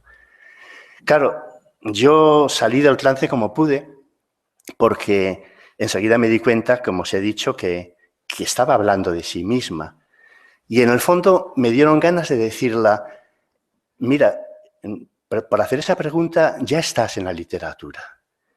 Claramente, mucho más que otra gente que a lo mejor no la hace. ¿Y por qué digo que estás en la literatura? Porque tienes el sentimiento de una carencia, de una falta.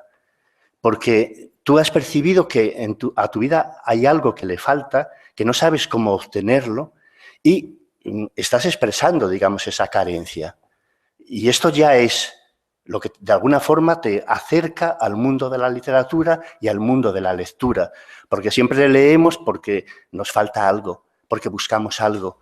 La lectura siempre surge de una rareza. Es decir, yo recuerdo haber oído a Juanjo Millás una vez decir, en cierta forma con razón, que lo que debería preocupar a los padres no es que un chico o una chica a los 14 o 15 años, es decir, saliera por ahí, no solamente quisiera estar en la calle e irse a una discoteca, sino lo que le debería preocupar era que se quedara en su casa leyendo, porque estaba haciendo algo que parece que no se corresponde exactamente con su edad, porque parece que a los 15 o 16 años lo que te pide el cuerpo y lo que tú necesitas es el encuentro con los otros, es decir, el tener amigos, el tener amigas, el hablar con ellos, el bailar, en fin, el recorrer todo ese mundo un poco del deseo, ¿no? Que estás en la época en la que es eso lo que necesitas, ¿no? Pero y ese chico, esa chica que de pronto no quiere salir, que en vez de salir con sus amigos o sus amigas, prefiere quedarse en casa, en su cuarto, encerrada, que toma un libro, que lo abre y se pasa una hora y otra hora ensimismada en la lectura de ese libro, no debería preocuparnos. Es decir, ese chico o esa chica hace eso porque de alguna forma no está contento con lo que tiene, porque mira a su alrededor y no encuentra un lugar para él o para ella en ese mundo que le rodea. Hay, por lo tanto, una insatisfacción que le lleva a los libros tratando de encontrar en ellos las respuestas que no encuentra, digamos, en su vida habitual, ni en sus relaciones habituales. O sea, luego, por lo tanto, en cierta forma la literatura surge siempre de alguna manera, de una enfermedad, de un desarreglo, de una herida. El lector siempre es alguien herido, claramente, ¿no? De la misma forma que el escritor también, ¿no? Es decir, ¿cuántas veces nos olvidamos que todo el mundo del arte, una gran parte de las obras más maravillosas, que más nos deslumbran, que más nos conmueven, incluso que más son capaces de hacernos sentir cosas insospechadas, ¿no? Nacen del dolor, nacen de la desdicha, nacen de la pérdida, nacen no sé, del sentimiento de que la vida que uno tiene no es la vida que hubiera deseado tener. Y siempre espera que ese mundo del arte, la poesía, los relatos, la música, le ofrezcan justo eso de lo que él carece, eso que no tiene, ¿no? Bien, por eso yo os decía que en ese momento yo pensé para mí, bueno, pero es que esta muchacha, al hacerme esa pregunta, en el fondo es la que está más en la literatura probablemente de todos los que hay aquí. Y bueno, no le comenté eso, pero sí que le salí por, digamos, por otro lado más sencillo de explicar, ¿no? Diciéndole que, bueno, que no, que tampoco se preocupara por no leer, ¿no? Que tampoco era tan importante, a lo mejor tampoco era tan importante leer.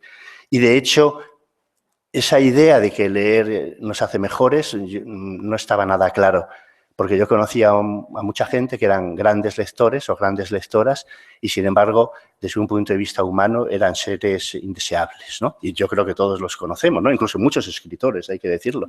A los escritores que te gustan, más vale no conocerlos, porque te puedes llevar unas decepciones tremendas. No siempre, es verdad, ¿no? Pero a veces te llevas unas decepciones tremendas, ¿no? Porque, claro, no se corresponden con la idea que tú te has hecho de ellos, ¿no? Luego, por lo tanto, abandonemos esa idea de que la lectura nos hace mejores, porque esto no está en absoluto nada claro, nada claro. Bien, pero aún así, cuando me piden que vaya a un instituto para hablar de la lectura, yo tengo que tratar de animarles. ¿Y qué les digo? Pues encontré una solución que tal vez a fuerza de repetirla, pues me he convencido de que a lo mejor es cierta. Entonces yo les digo, bueno, vamos a ver,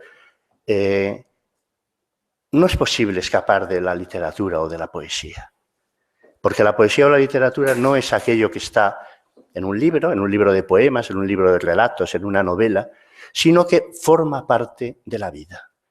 Entonces, la única manera de escapar de lo literario o de lo poético, hay dos formas. Bueno, una de ellas, naturalmente, es morirte y entonces, por lo tanto, ya no hay ningún problema, ¿no? Y la otra es conformarte con tener una vida vulgar. Si tú te conformas con tener una vida vulgar, entonces vivirás al margen un poco de la literatura. Pero claro, ¿quién quiere tener una vida vulgar? Y mucho menos a esas edades. A los 15, 16 años, 17 años, uno lo que quiere es tener grandes amores, encuentros maravillosos, hacer viajes increíbles, ¿no? Visitar los lugares más remotos donde uno se puede llevar las más grandes sorpresas, ¿no? Encontrar tesoros de alguna forma, que es la búsqueda que más nos mueve, ¿no? El encuentro con lo valioso. Porque el tesoro siempre en los cuentos representa lo valioso, pero lo valioso no en un sentido material, sino lo valioso es lo que es capaz de dar sentido a las cosas, de dar sentido a la vida. Eso es un tesoro, lo que es capaz de dar sentido a la vida. Y les digo, bueno, fijaros, por ejemplo, lo que os pasa en el momento del amor, en el momento amoroso. Ellos están justo en esa edad, ¿no?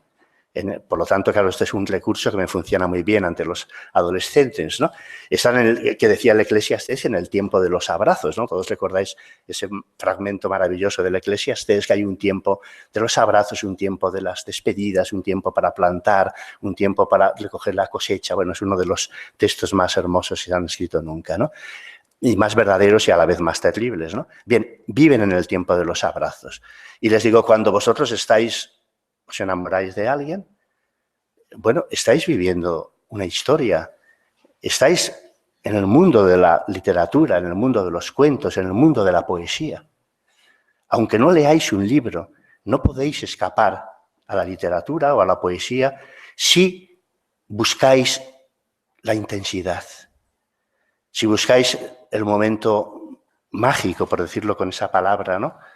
Si buscáis desvelar los misterios de los demás, el misterio del otro, que es lo que te pasa en el amor. El amor es una experiencia perturbadora porque nadie que está enamorado siente que ese instante es un instante banal, es un instante que le desconcierta, que le hace recorrer un camino que no sabe dónde le va a llevar, que le sitúa ante el misterio de los demás, ante el misterio del otro, ¿no?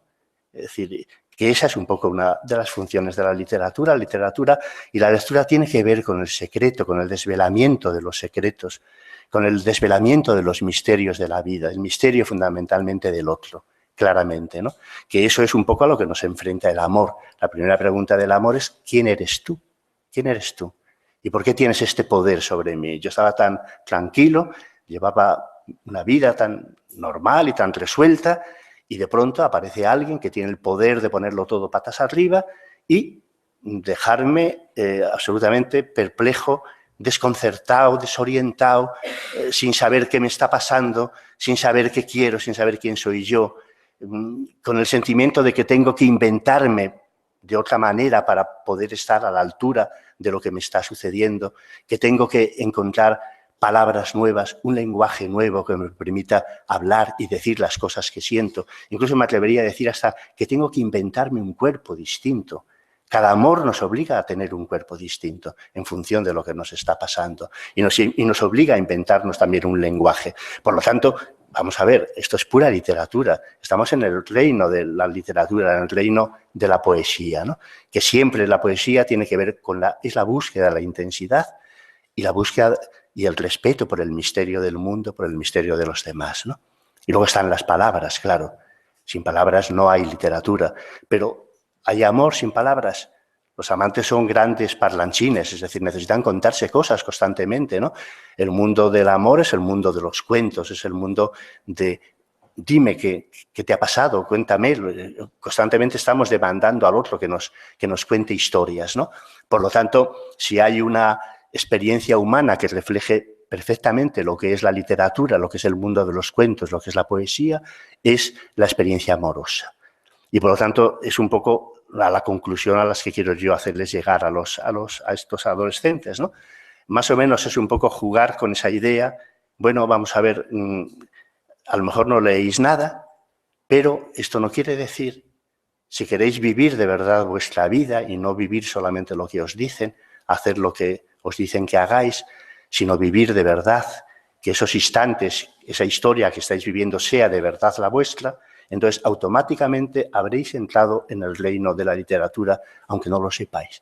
Y ya que estáis en el reino de la literatura, pues ¿por qué no miráis a ver, no abrís libros, no entráis en una biblioteca y miráis a ver qué otras cosas les han pasado a las personas antes que vosotros, ¿no? Porque al fin y al cabo una biblioteca no deja de ser la memoria un poco de los sueños de los hombres, ¿no? Es decir, el escritor siempre escribe a partir de experiencias, no experiencias banales, sino experiencias significativas. De alguna forma, experiencias excepcionales. Que experiencias excepcionales no quiere decir cosas sorprendentes, ¿no? Siempre hay que tener la capacidad incluso de sacar de lo más cotidiano y de lo más aparentemente vulgar lo que de extraordinario hay allí escondido. La literatura siempre tiene que ver con la epifanía, con el momento de revelación, con el momento del descubrimiento, del desvelamiento, ¿no? A mí me gustaba mucho una anécdota que contaba Ana María Matute, que entonces Ana María Matute resulta que dice que empezó a escribir porque era tartamuda y porque no sabía hablar. Muchas veces los escritores, antes os decía que la literatura surge de la inadaptación, muchísimas veces. Entonces, es verdad que surge de la herida, del cuerpo herido. El cuerpo herido es el que tiene una historia. Todos recordáis perfectamente cuando éramos niños, o a los niños, cuánto les gusta cuando se hacen un pequeño rasguño que le pongan una tirita o que le vendan la muñeca. Es decir, cuando alguien se rompía un brazo y iba al colegio con el brazo roto, es que lo llevaba como si fuera una condecoración. ¿Por qué? Porque el cuerpo herido es el cuerpo que tiene una historia. Porque si yo me presento con un brazo escayolado, sé que alguien me va a preguntar, ¿qué te ha pasado?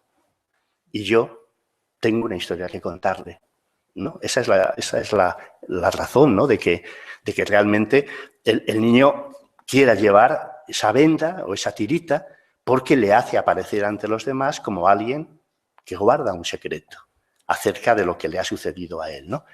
Bueno, y esto en la literatura es así, la literatura solo surge del conflicto. Es decir, si no hubiera conflictos, ese célebre comienzo de Ana Karenina, ¿no? Tan citado, de todas las familias se parecen, y sin embargo las familias desdichadas, cada una lo es a su manera.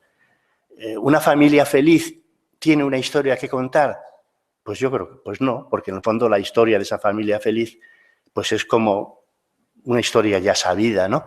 Que no tiene ningún interés, ¿no? Sin embargo, cuando hay conflictos, cuando hay problemas, cuando hay desdichas, cuando hay secretos, entonces automáticamente hay algo que contar acerca de ese grupo humano, ¿no? Que es una familia. Y por eso las prestamos atención, ¿no? Todas las novelas giran sobre el mundo de los secretos, sobre las cosas que ocultamos, ¿no? Claramente. Bien. Pero vuelvo ahora al comienzo.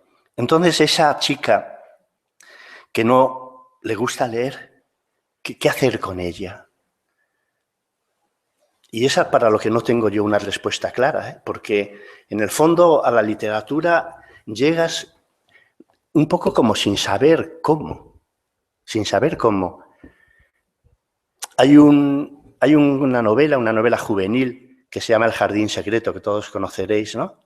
Entonces, bueno, esta cuenta la historia de una niña que se queda huérfana, vive con sus padres en la India, porque son unos colonos ingleses, y entonces hay una epidemia y mueren los padres, y entonces la tienen que devolver a Inglaterra. pero cuando buscan algún familiar que se haga cargo de ella, pues solamente encuentran a un tío, no sé muy bien, un primo de su madre o algo así, ¿no?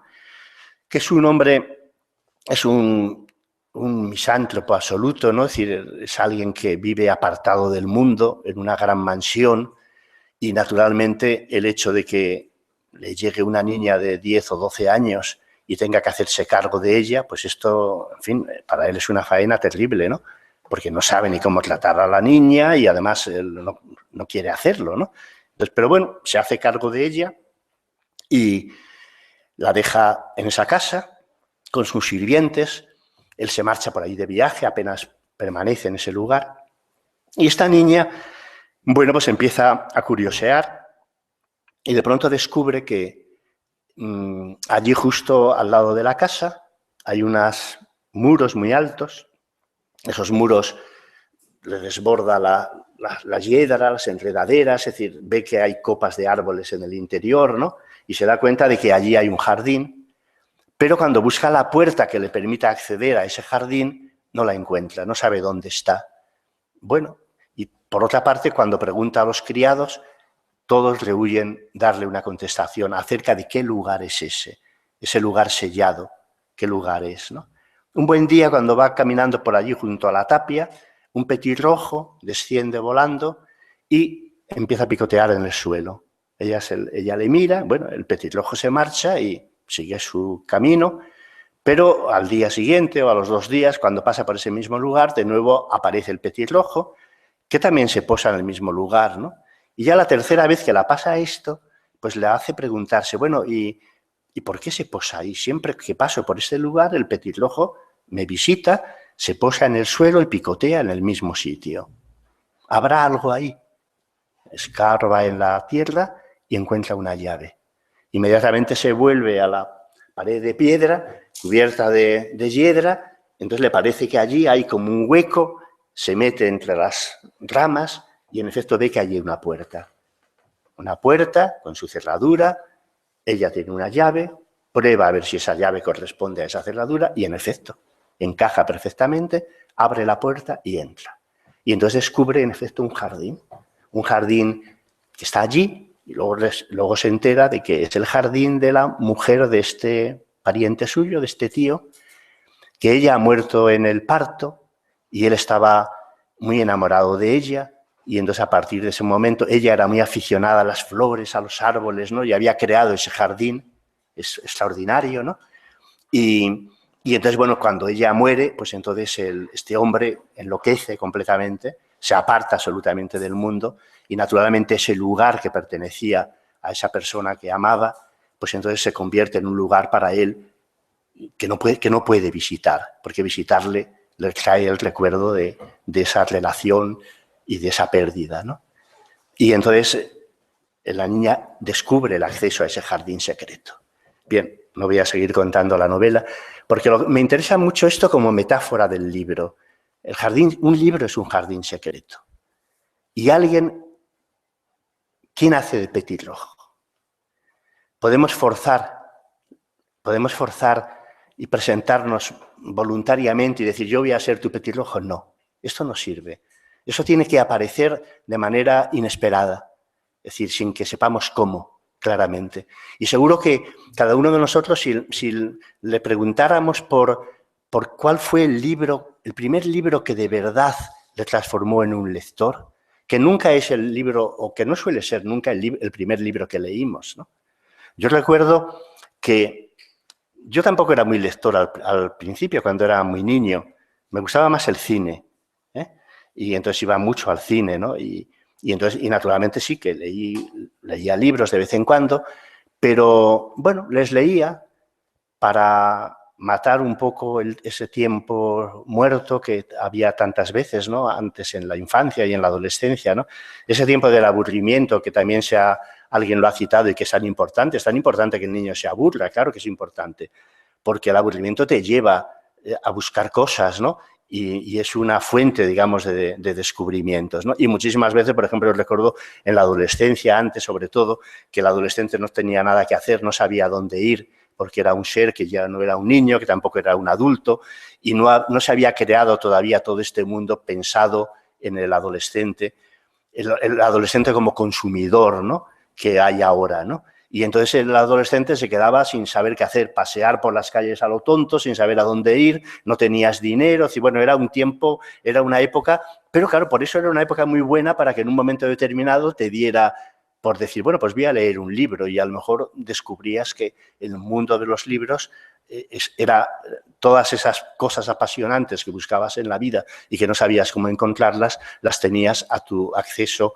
más fácilmente en los libros, ¿no? Pues bien,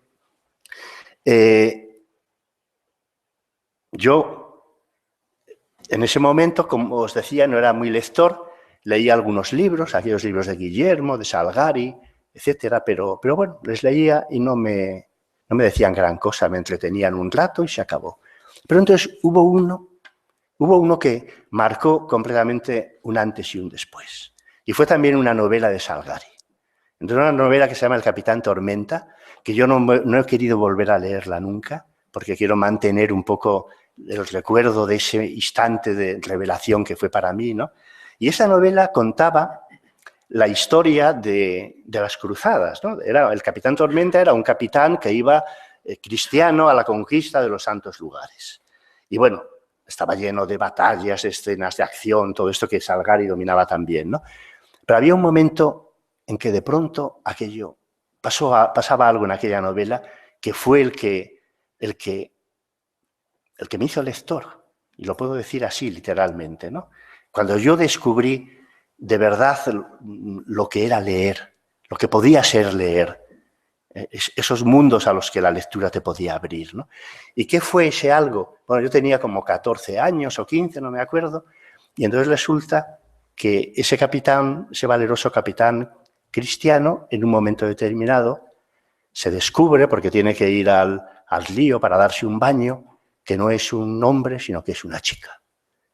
Una chica que se ha disfrazado de hombre no porque la interese especialmente recuperar los santos lugares, ¿no?, sino porque está enamorada de alguien, y para reunirse con ese alguien, claro, normalmente una chica en ese tiempo, imposible andar por allí sola por los caminos, se ha disfrazado de capitán, ha asumido una identidad falsa con el único deseo de poder cumplir ese sueño de acercarse a ese muchacho del que se ha enamorado, ¿no?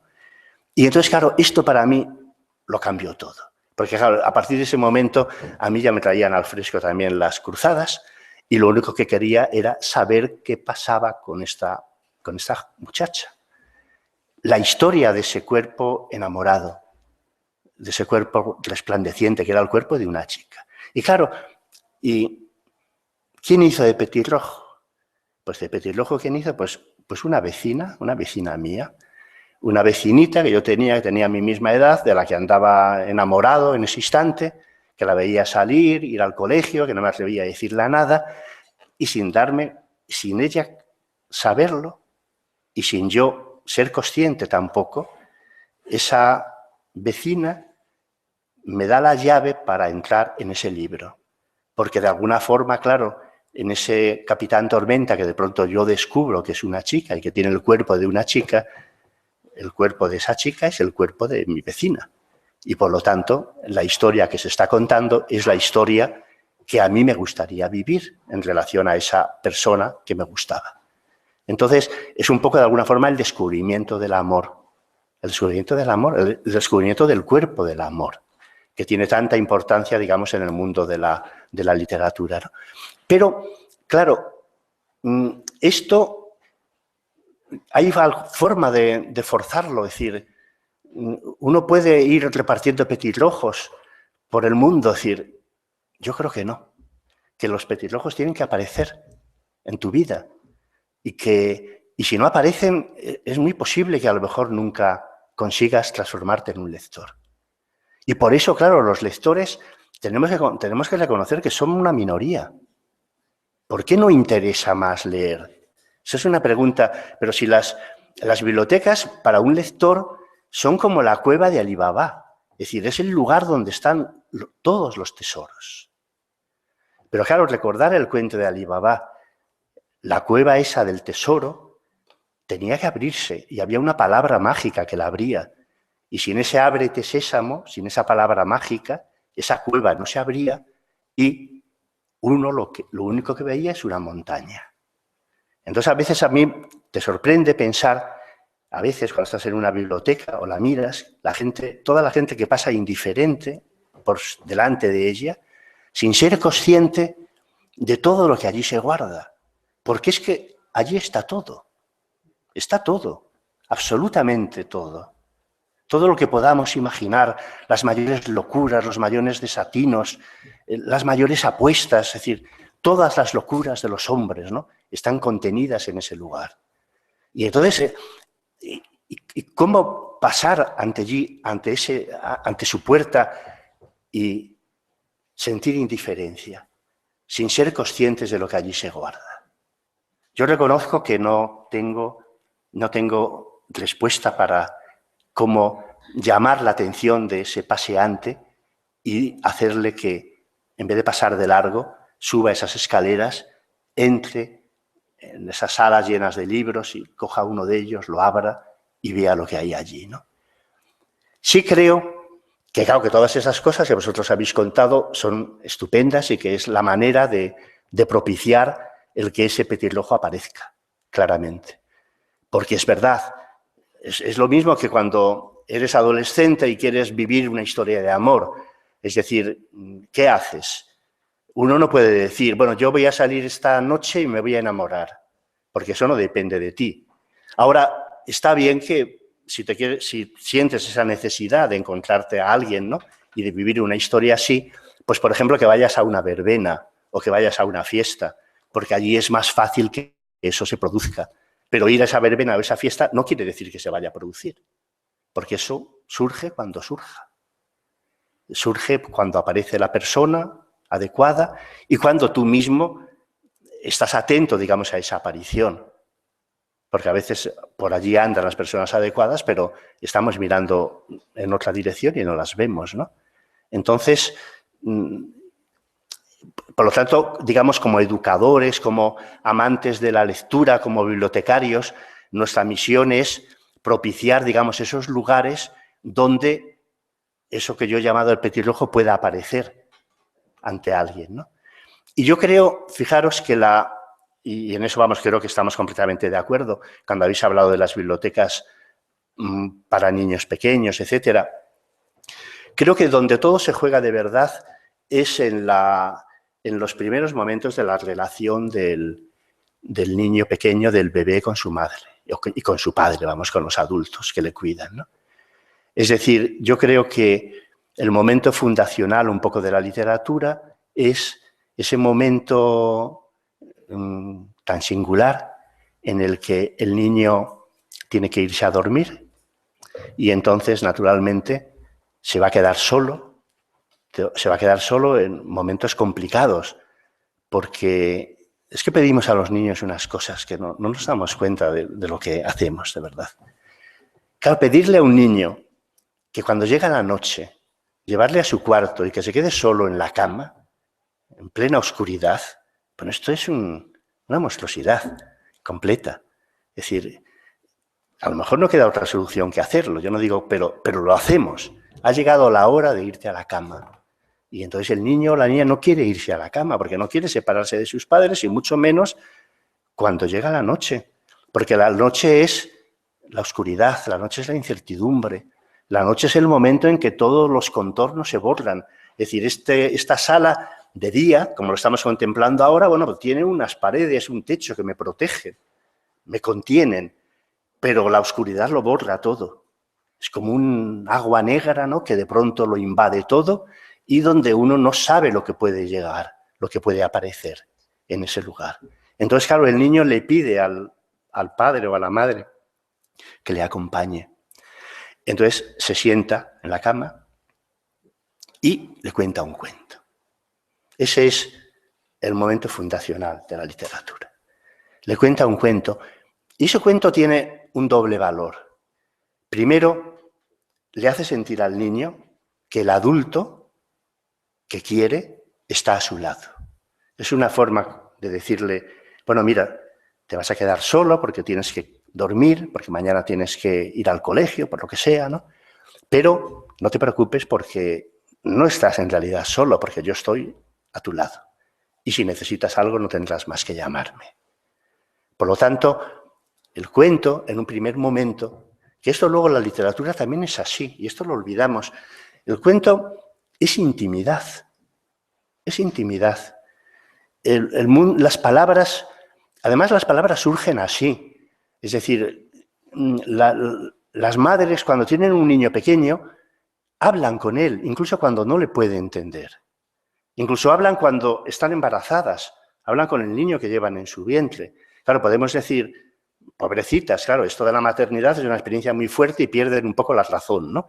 Pero no. Es decir, es que hacen justo lo que deben hacer.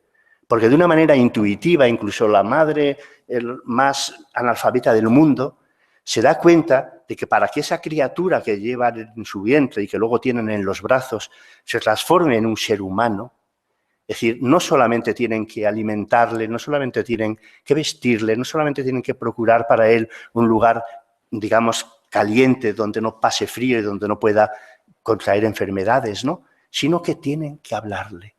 Tienen que darle ese alimento misterioso que solo las palabras tienen.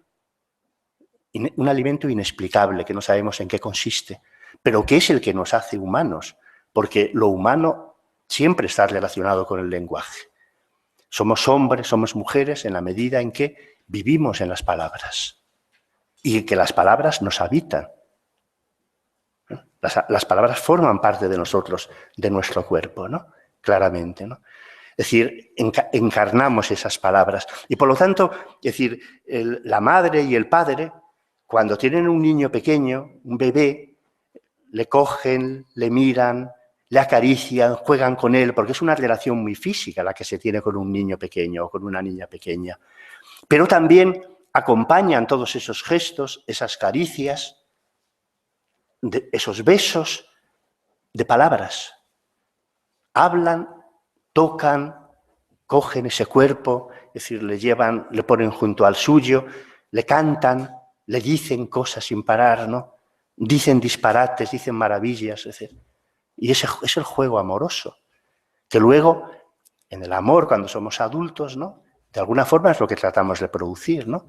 El momento del amor, el momento del encuentro sexual, ¿no? En el fondo es ese momento en que los adultos nos transformamos en niños, en que volvemos a ser niños y volvemos a jugar con nuestros cuerpos, claramente, ¿no? Es una de las pocas ocasiones que los adultos tienen de volver a ser niños, porque la infancia queda tristemente atrás y es muy difícil de recuperarla, muy difícil de recuperarla. De tal manera que enseguida aparecen las palabras. Y luego, claro, las palabras al principio el niño no las puede entender, pero poco a poco lo va entendiendo, y en la medida en que poco a poco va entendiendo, él ya no solamente quiere que le digan cosas que no entiende, sino que empiezan a aparecer los relatos, empiezan a aparecer las nanas, los trabalenguas, es decir, las rimas, todo ese mundo del juego que tiene que ver con el lenguaje y con las palabras, ¿no? Es decir, no sé quién decía, me parece que era Elías Canete, que decía que en los juegos verbales cesa la muerte. No hay muerte. Entonces, aparecen los cuentos.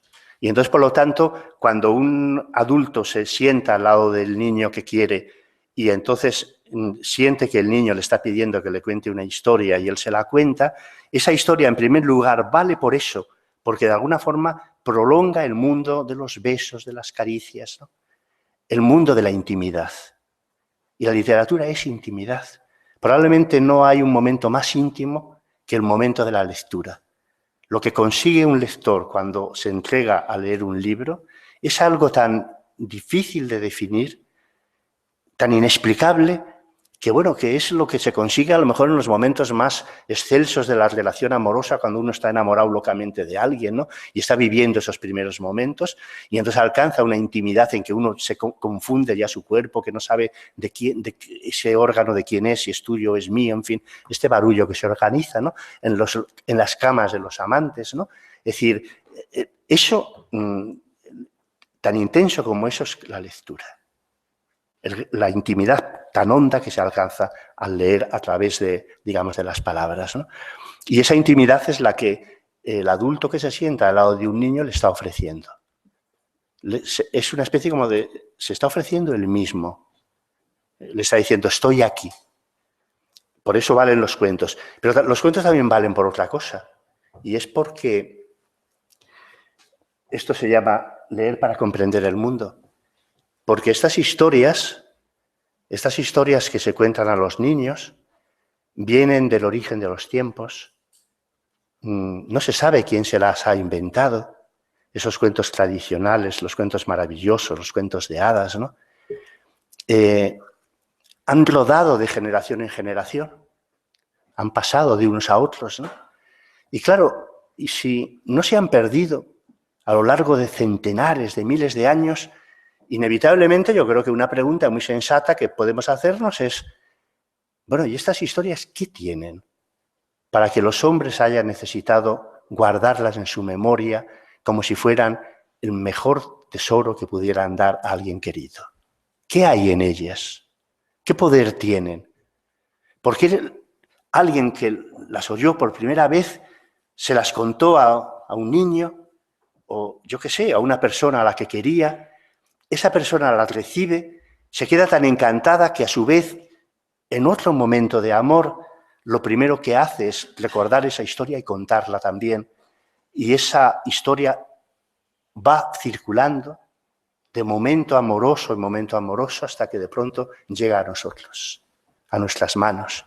Y también, en la medida en que llega a nuestras manos, la entregamos no a cualquiera, porque esas historias no se entregan a cualquiera, sino a alguien muy especial, a alguien que es muy importante y a alguien que queremos, de alguna manera, hacer feliz. Porque en el fondo se pueden dar muchísimas razones por las que se cuenta un cuento a un niño. Pero todos sabéis que la verdadera razón es que contar un cuento a un niño es querer contemplar su rostro mientras nos está escuchando.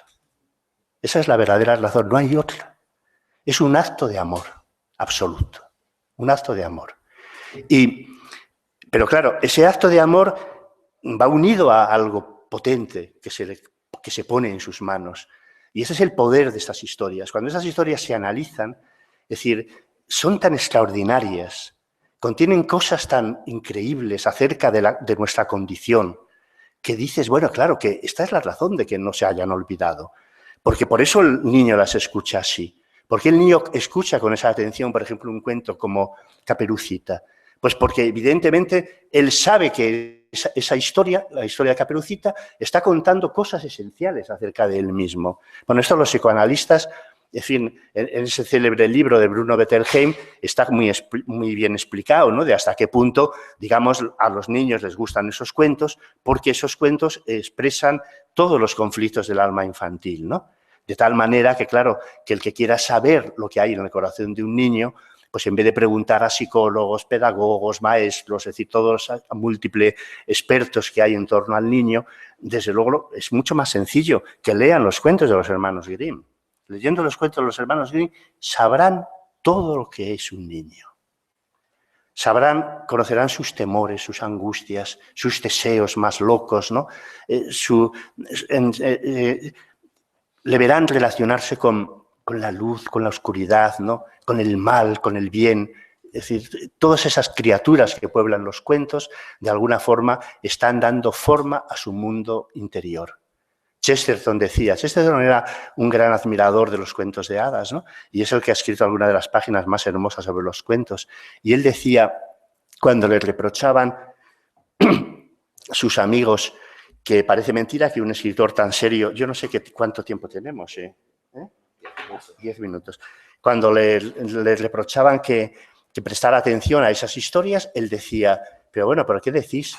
Si los cuentos de hadas, los cuentos maravillosos, es la verdadera literatura realista. Él utilizaba mucho, ya lo sabéis, el juego de las paradojas, ¿no? ¿Y por qué decía eso? Por lo que hemos comentado antes. Porque el que quiera saber lo que de verdad es un niño, que lea esos cuentos, porque esos cuentos son los que expresan la realidad de ese niño, su verdad. Porque Bien puedes decir que un cuento como La Cenicienta no es real, pero que no sea real no quiere decir que no sea verdadero, ¿no? Que eso que se cuenta no sea la verdad de la persona, del niño, de la niña que lo está escuchando. Entonces, el cuento tiene, digamos, ese poder, y Chesterton también decía otra cosa, el dragón, el niño ya le tiene dentro, porque el dragón son los impulsos destructivos, la agresividad, todo lo que de desmesurado hay en el niño, la inmensa agresividad que hay, ¿no? Y fijaros la sabiduría de los cuentos, dice, lo que hace el cuento es darle al niño el caballero que le permita enfrentarse a ese dragón y ordenar su locura, matarle, en fin, tampoco hace falta matar a los dragones, pero en fin, por lo menos moderar esos impulsos, ¿no? Y transformarle en una criatura, digamos, más apacible, ¿no? Entonces, y este, digamos, es el poder de los cuentos y por eso a los niños les gustan. Les gustan porque inmediatamente reconocen en ellos todo lo que están experimentando, están sintiendo. Y claro, si a un niño le contamos solamente esa literatura que yo creo que, gracias a Dios, ha pasado ya de moda, esa literatura que se puso de moda hace unos años, esa literatura light, donde todo son historias insignificantes de niños que ayudan al cartero a llevar las cartas y todas estas cosas, ¿no? Entonces, claro, esto, ¿cómo puede ayudar a un niño? A un niño no le gusta eso. Porque un niño lo que quiere cuando escucha una historia, porque es lo que nos pasa a nosotros cuando leemos una novela, es que esa historia o esa novela cuente lo que nos pasa. Y entonces, además, ese niño que solamente ve niños sin conflictos, sin grandes conflictos, inmediatamente se va a sentir un monstruo y va a decir, bueno, pero yo es que debo ser un ser, en fin, un ser terrible, porque yo no siento estas cosas. Y yo de vez en cuando, si veo a mi hermanita asomada al balcón, deseo que se caiga por la ventana, ¿no? Porque tengo celos de ella, es lógico, ¿no?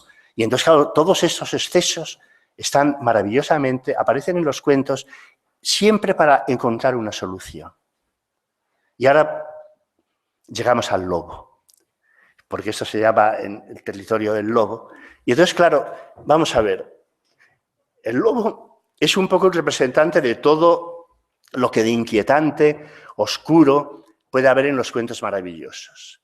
A ver, podemos prescindir de los ogros, podemos prescindir de las brujas, podemos prescindir de los vampiros, de los seres malignos, de las marlastras, es decir, bueno, es que si prescindimos de esos, ¿qué queda? No queda nada. Y además, si vamos a ver, a los niños hay que reconocer que es lo que más les gusta. Esto es una cosa indiscutible, ¿no? Que cuando aparecen esos elementos siniestros es a lo que prestan más atención. Claro, hay muchos padres o educadores que dicen, bueno, pero es que esto puede dar angustia al niño, puede darle miedo. No, es una bobada, porque el miedo ya está en el niño. Y lo que hacen esos cuentos, al introducir estos personajes diabólicos, es reconocer que el miedo está en el niño y le dan recursos para enfrentarse a ese miedo.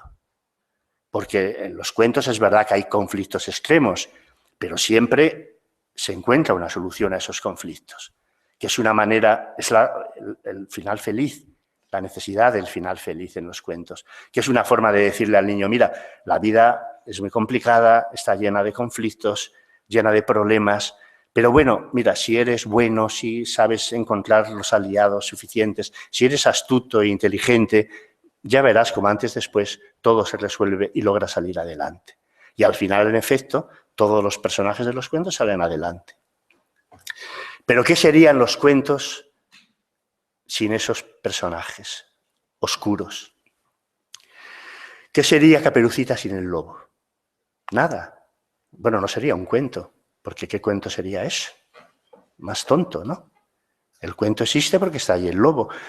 ¿Y el lobo qué significa el lobo? Caperucita, su madre le dice que lleve a su abuela una cesta con comida, le advierte que para que no se separe del camino que debe seguir y le dice que si encuentra a alguien que no le haga caso, que vaya directamente a casa de la abuela.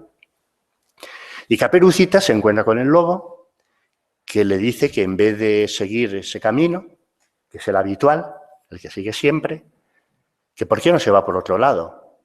porque ahí hay un sendero que le lleva al bosque, y el bosque es un lugar interesante, donde pueden suceder muchas cosas, y están los pájaros, en fin, los animales, es decir, cosas inciertas, indefinibles, ¿no? Pero es el campo de lo posible, el terreno de lo posible, ¿no?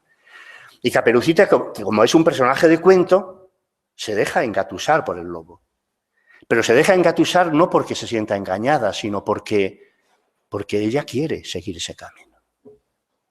Porque si pensamos en Caperucita como una niña que digamos está entrando en la adolescencia, el lobo que representa, el lobo representa la noche, representa el sexo, representa el alcohol, representa todo aquello que probablemente tus padres te dicen que no hagas, pero que tú tienes que hacer para poder crecer y transformarte en un ser humano. Bien, puedes decir, bueno, pero es que eso es peligroso. Hombre, claro que es peligroso, pero vivir no es peligroso. Se puede vivir si no arriesgamos, si no entramos en contacto con ese lado oscuro, por utilizar una expresión de la Guerra de las Galaxias, que la Guerra de las Galaxias realmente lo toma de aquí, clarísimamente, ¿no? Es decir, claro que no. Es decir, en cada uno de nosotros está nuestra sombra. No solo somos razón.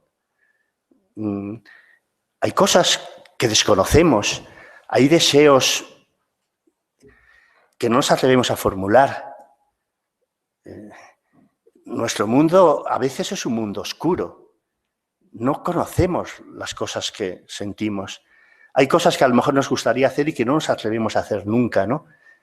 Hay todo un mundo incierto, todo un mundo oscuro, todo un mundo oculto que pide, que nos llama. Es un mundo que nos llama, que nos dice, ven, ven.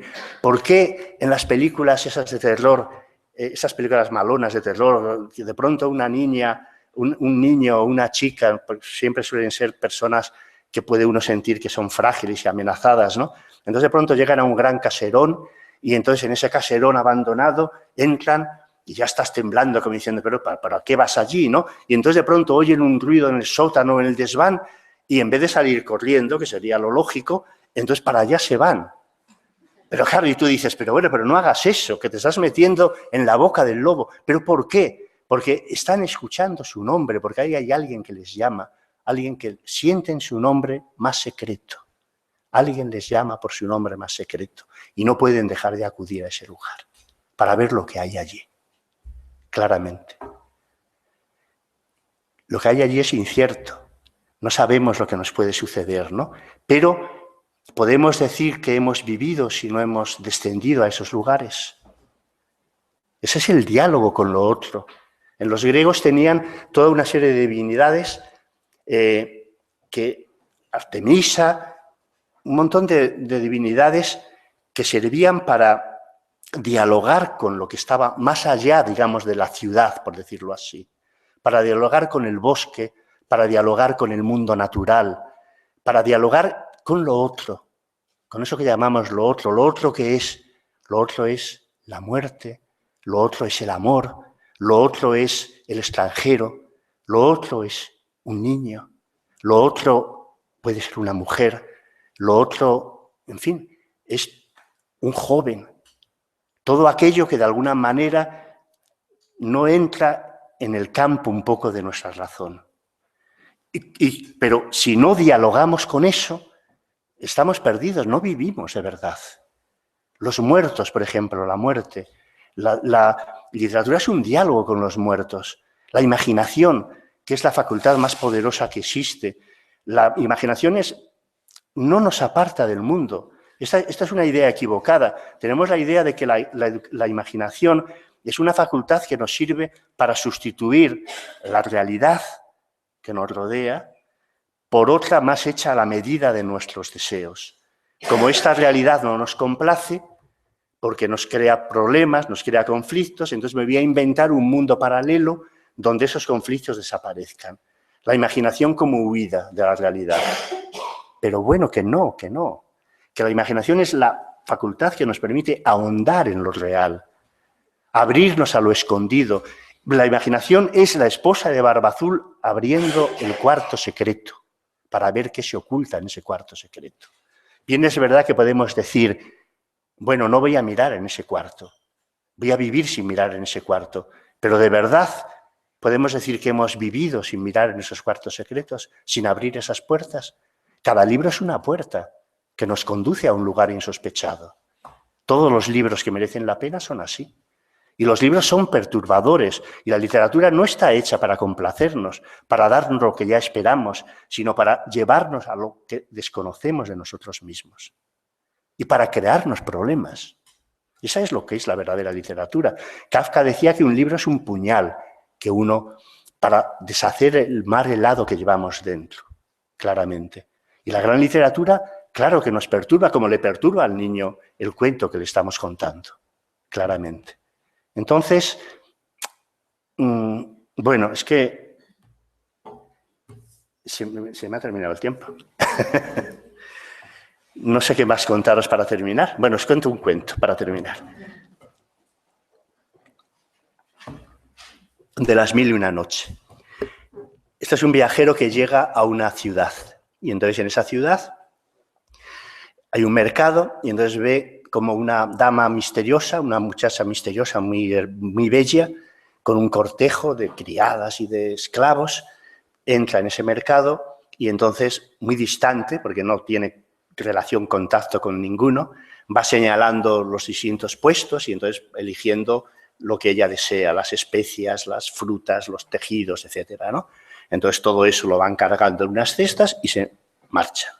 Entonces, claro, el viajero se queda perplejo y, naturalmente, pregunta, dice, esto es importante, la literatura siempre tiene que ver con las preguntas, con el deseo de conocer. Si no hay preguntas, no hay vida, claramente. Preguntar es vivir, ¿no? Y la literatura no da respuestas, hace vivir las preguntas, las grandes preguntas, porque las grandes preguntas de la vida no tienen respuesta. ¿Tienes respuesta por qué morimos? ¿Tienes respuesta por qué hay sufrimiento en el mundo? ¿Por qué hay injusticias? ¿Tienes respuesta qué es el amor? ¿Y por qué nos enloquece y a la vez nos tortura de esa manera? No. Ninguna de esas preguntas tiene respuesta. Y sin embargo, preguntarlas es vivir. Bien, pues este viajero pregunta, ¿quién es esta mujer? Y le dicen, es una princesa que vive aquí mismo, un poco más allá, en su palacio, en un jardín, cercado por una gran tapia, pero, porque claro, inmediatamente adivina sus intenciones, porque la princesa pues, es muy hermosa, y entonces dice, pero bueno, nada, no quieras ni acercarte a ella porque no vive separado del mundo y sobre todo no acepta ninguna compañía masculina. Dice, bueno, pero ¿y por qué es eso? Dice, bueno, tiene muchísimos pretendientes que vienen a verla, pero ella no quiere saber absolutamente nada con ninguno de ellos. Y esto es por un sueño que tiene, que se les repite con frecuencia. ¿Y cuál es ese sueño?, pregunta el viajero. Bueno, pues en ese sueño ella ve dos palomas, una paloma macho y una paloma hembra, que van volando juntas, felices, encantadas de vivir así. Y entonces en un momento dado la paloma macho queda presa en las redes de un cazador y entonces la paloma hembra acude en su ayuda y levanta con sus patas y con su pico, levanta la red y libera a la paloma macho. Pasa el tiempo, las vemos volando otra vez juntas por encima de los árboles, de los lagos, ¿no? Y entonces es la paloma hembra la que cae presa en las redes de un cazador y la paloma macho no acude en su ayuda. Y este sueño se les repite a esta muchacha una noche y otra noche y otra noche. Y entonces, claro, llega a una conclusión muy clara diciendo, bueno, este sueño lo que me está queriendo advertir es lo que me va a pasar a mí. Es decir, si alguna vez me enamoro, yo me voy a entregar a la persona que amo, pero esa persona, cuando yo de verdad la necesite, no va a acudir en mi ayuda. Y esto va a ser para mí el dolor más grande que uno puede imaginar. Y por lo tanto, para evitar esa decepción terrible, ¿qué voy a hacer? Eludir todo contacto con ningún hombre al objeto de que no me pueda enamorar de él y evitar que me pase esto. Y así es como vive esta mujer, implacable. Entonces el viajero se queda pensando y dice, bueno, a ver cómo resuelvo yo esto, y tiene una idea. Entonces, una noche contrata el servicio de unos albañiles árabes, que ya sabéis que son expertos en el arte de los azulejos, y se cuela en el jardín del palacio. Y entonces allí hay un cenador, y en ese cenador, en el techo, se pasan toda la noche componiendo con azulejos una serie como de figuras y de escenas, ¿no? Y concluyen su tarea, se marchan del jardín. A la mañana siguiente va la princesa con una de sus esclavas, y entonces el sol ilumina ese cenador y ven que sale un resplandor nuevo, porque antes no había nada semejante, ¿no? Entonces se dan cuenta de que allí ha pasado algo, alguien ha modificado aquel lugar, ¿no? Y entonces llegan, entran en el cenador, se quedan mirando la cúpula, y entonces la princesa dice, anda, pero si ese es mi sueño. Alguien ha compuesto aquí mi sueño. Y en efecto, como si fuera un cómico, un tebeo, es decir, allí vemos una escena, las dos palomas volando juntas, la segunda, el momento en que la paloma macho queda presa y la hembra le libera, la tercera, cuando las dos vuelven a volar juntas, la cuarta, cuando la paloma hembra está entre las redes y la paloma macho no aparece, y entonces le dice la esclava, pero mira, hay una escena más. ¿Y qué se ve en esa escena? Que un gavilán está matando a la paloma macho. Y entonces le dice la esclava, que es muy lista, claro, tú te pensabas que la paloma macho no había acudido en ayuda de la paloma hembra porque se había olvidado de ella, pero no era así, era porque un gavilán la había matado. Y entonces le dice algo maravilloso. Le dice, ¿sabes por qué te ha pasado eso? Porque la verdad nunca cabe en un solo sueño. Tú te habías tenido un sueño, pensabas que en ese sueño estaba la verdad de lo que había sucedido, pero la verdad escapa siempre. La verdad, ¿sabéis dónde no está? En las manos de quien dice tenerla. Cuando alguien diga, yo soy el dueño de la verdad, hay que huir inmediatamente de él, ¿no? Y esto, en el fondo, es la gran enseñanza de la literatura. La literatura es esas mil y una noche, esa sucesión de historias, ¿no?, que dan cuenta un poco de lo que somos, pero lo que somos es tanto, es tan múltiple, es tan complejo, es tan contradictorio, que cómo va a caber en una sola historia. Por eso, a mí el libro que resume todos los libros es Las mil y una noche, que es, en el fondo, una manera de decirte, ninguna vida, por insignificante que sea, cabe en una sola historia. Nada más. Bueno, muchas gracias.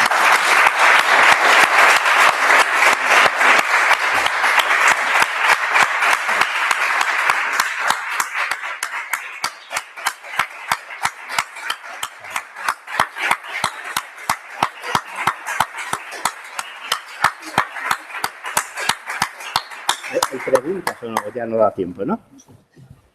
Bueno, moitas gracias. Si alguén quere facer algunha pregunta ou reflexión, temos uns poucos minutos para unha pregunta, quizáis, ou algún tipo de comentario. Creo que quedamos un pouco flotando nunha atmósfera especial, non? Pois, se vos parece, como imos un pouco sobrepasados, vamos a proceder á clausura se acaba de escoitar agora, a proceder á clausura deste 13º simposio da Asociación Galega de Editoras. Se vai a subir o presidente para facela. Creo que podes quedarte aí, que quedamos os tres. Vamos a subirlle unha silla. Sube, Silvia, por favor.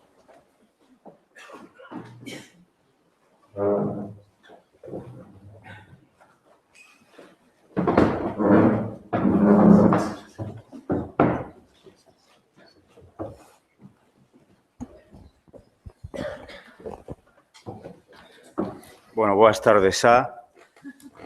Grazas a todos e a todas por ternos acompañado. Onte esqueceume comentar un dato que creo que é importante.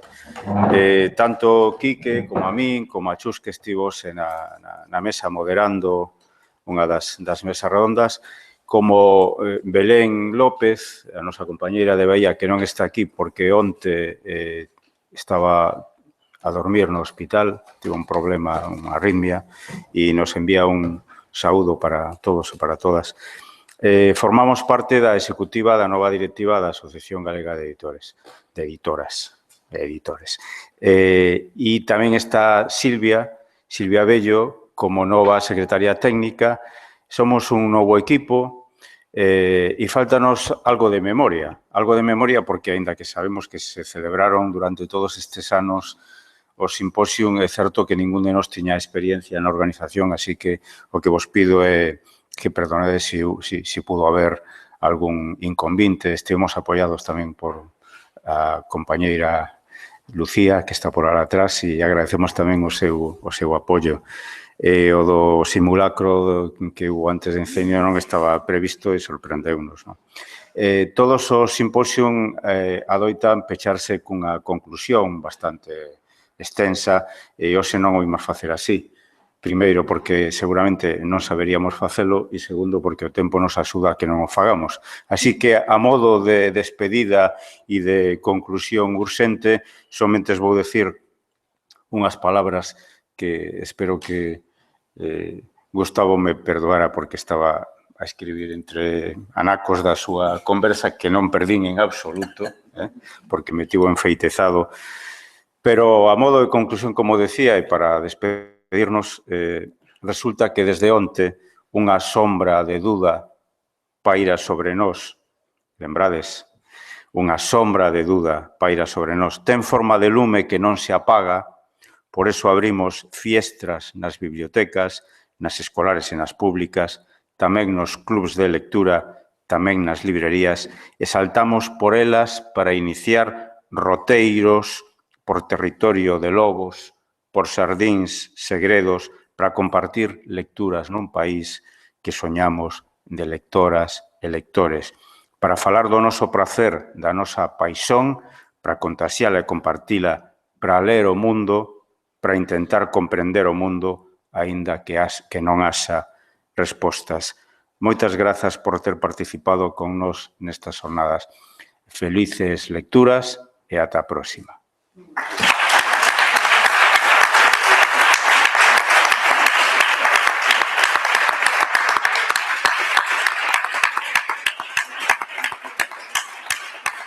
E bo proveito.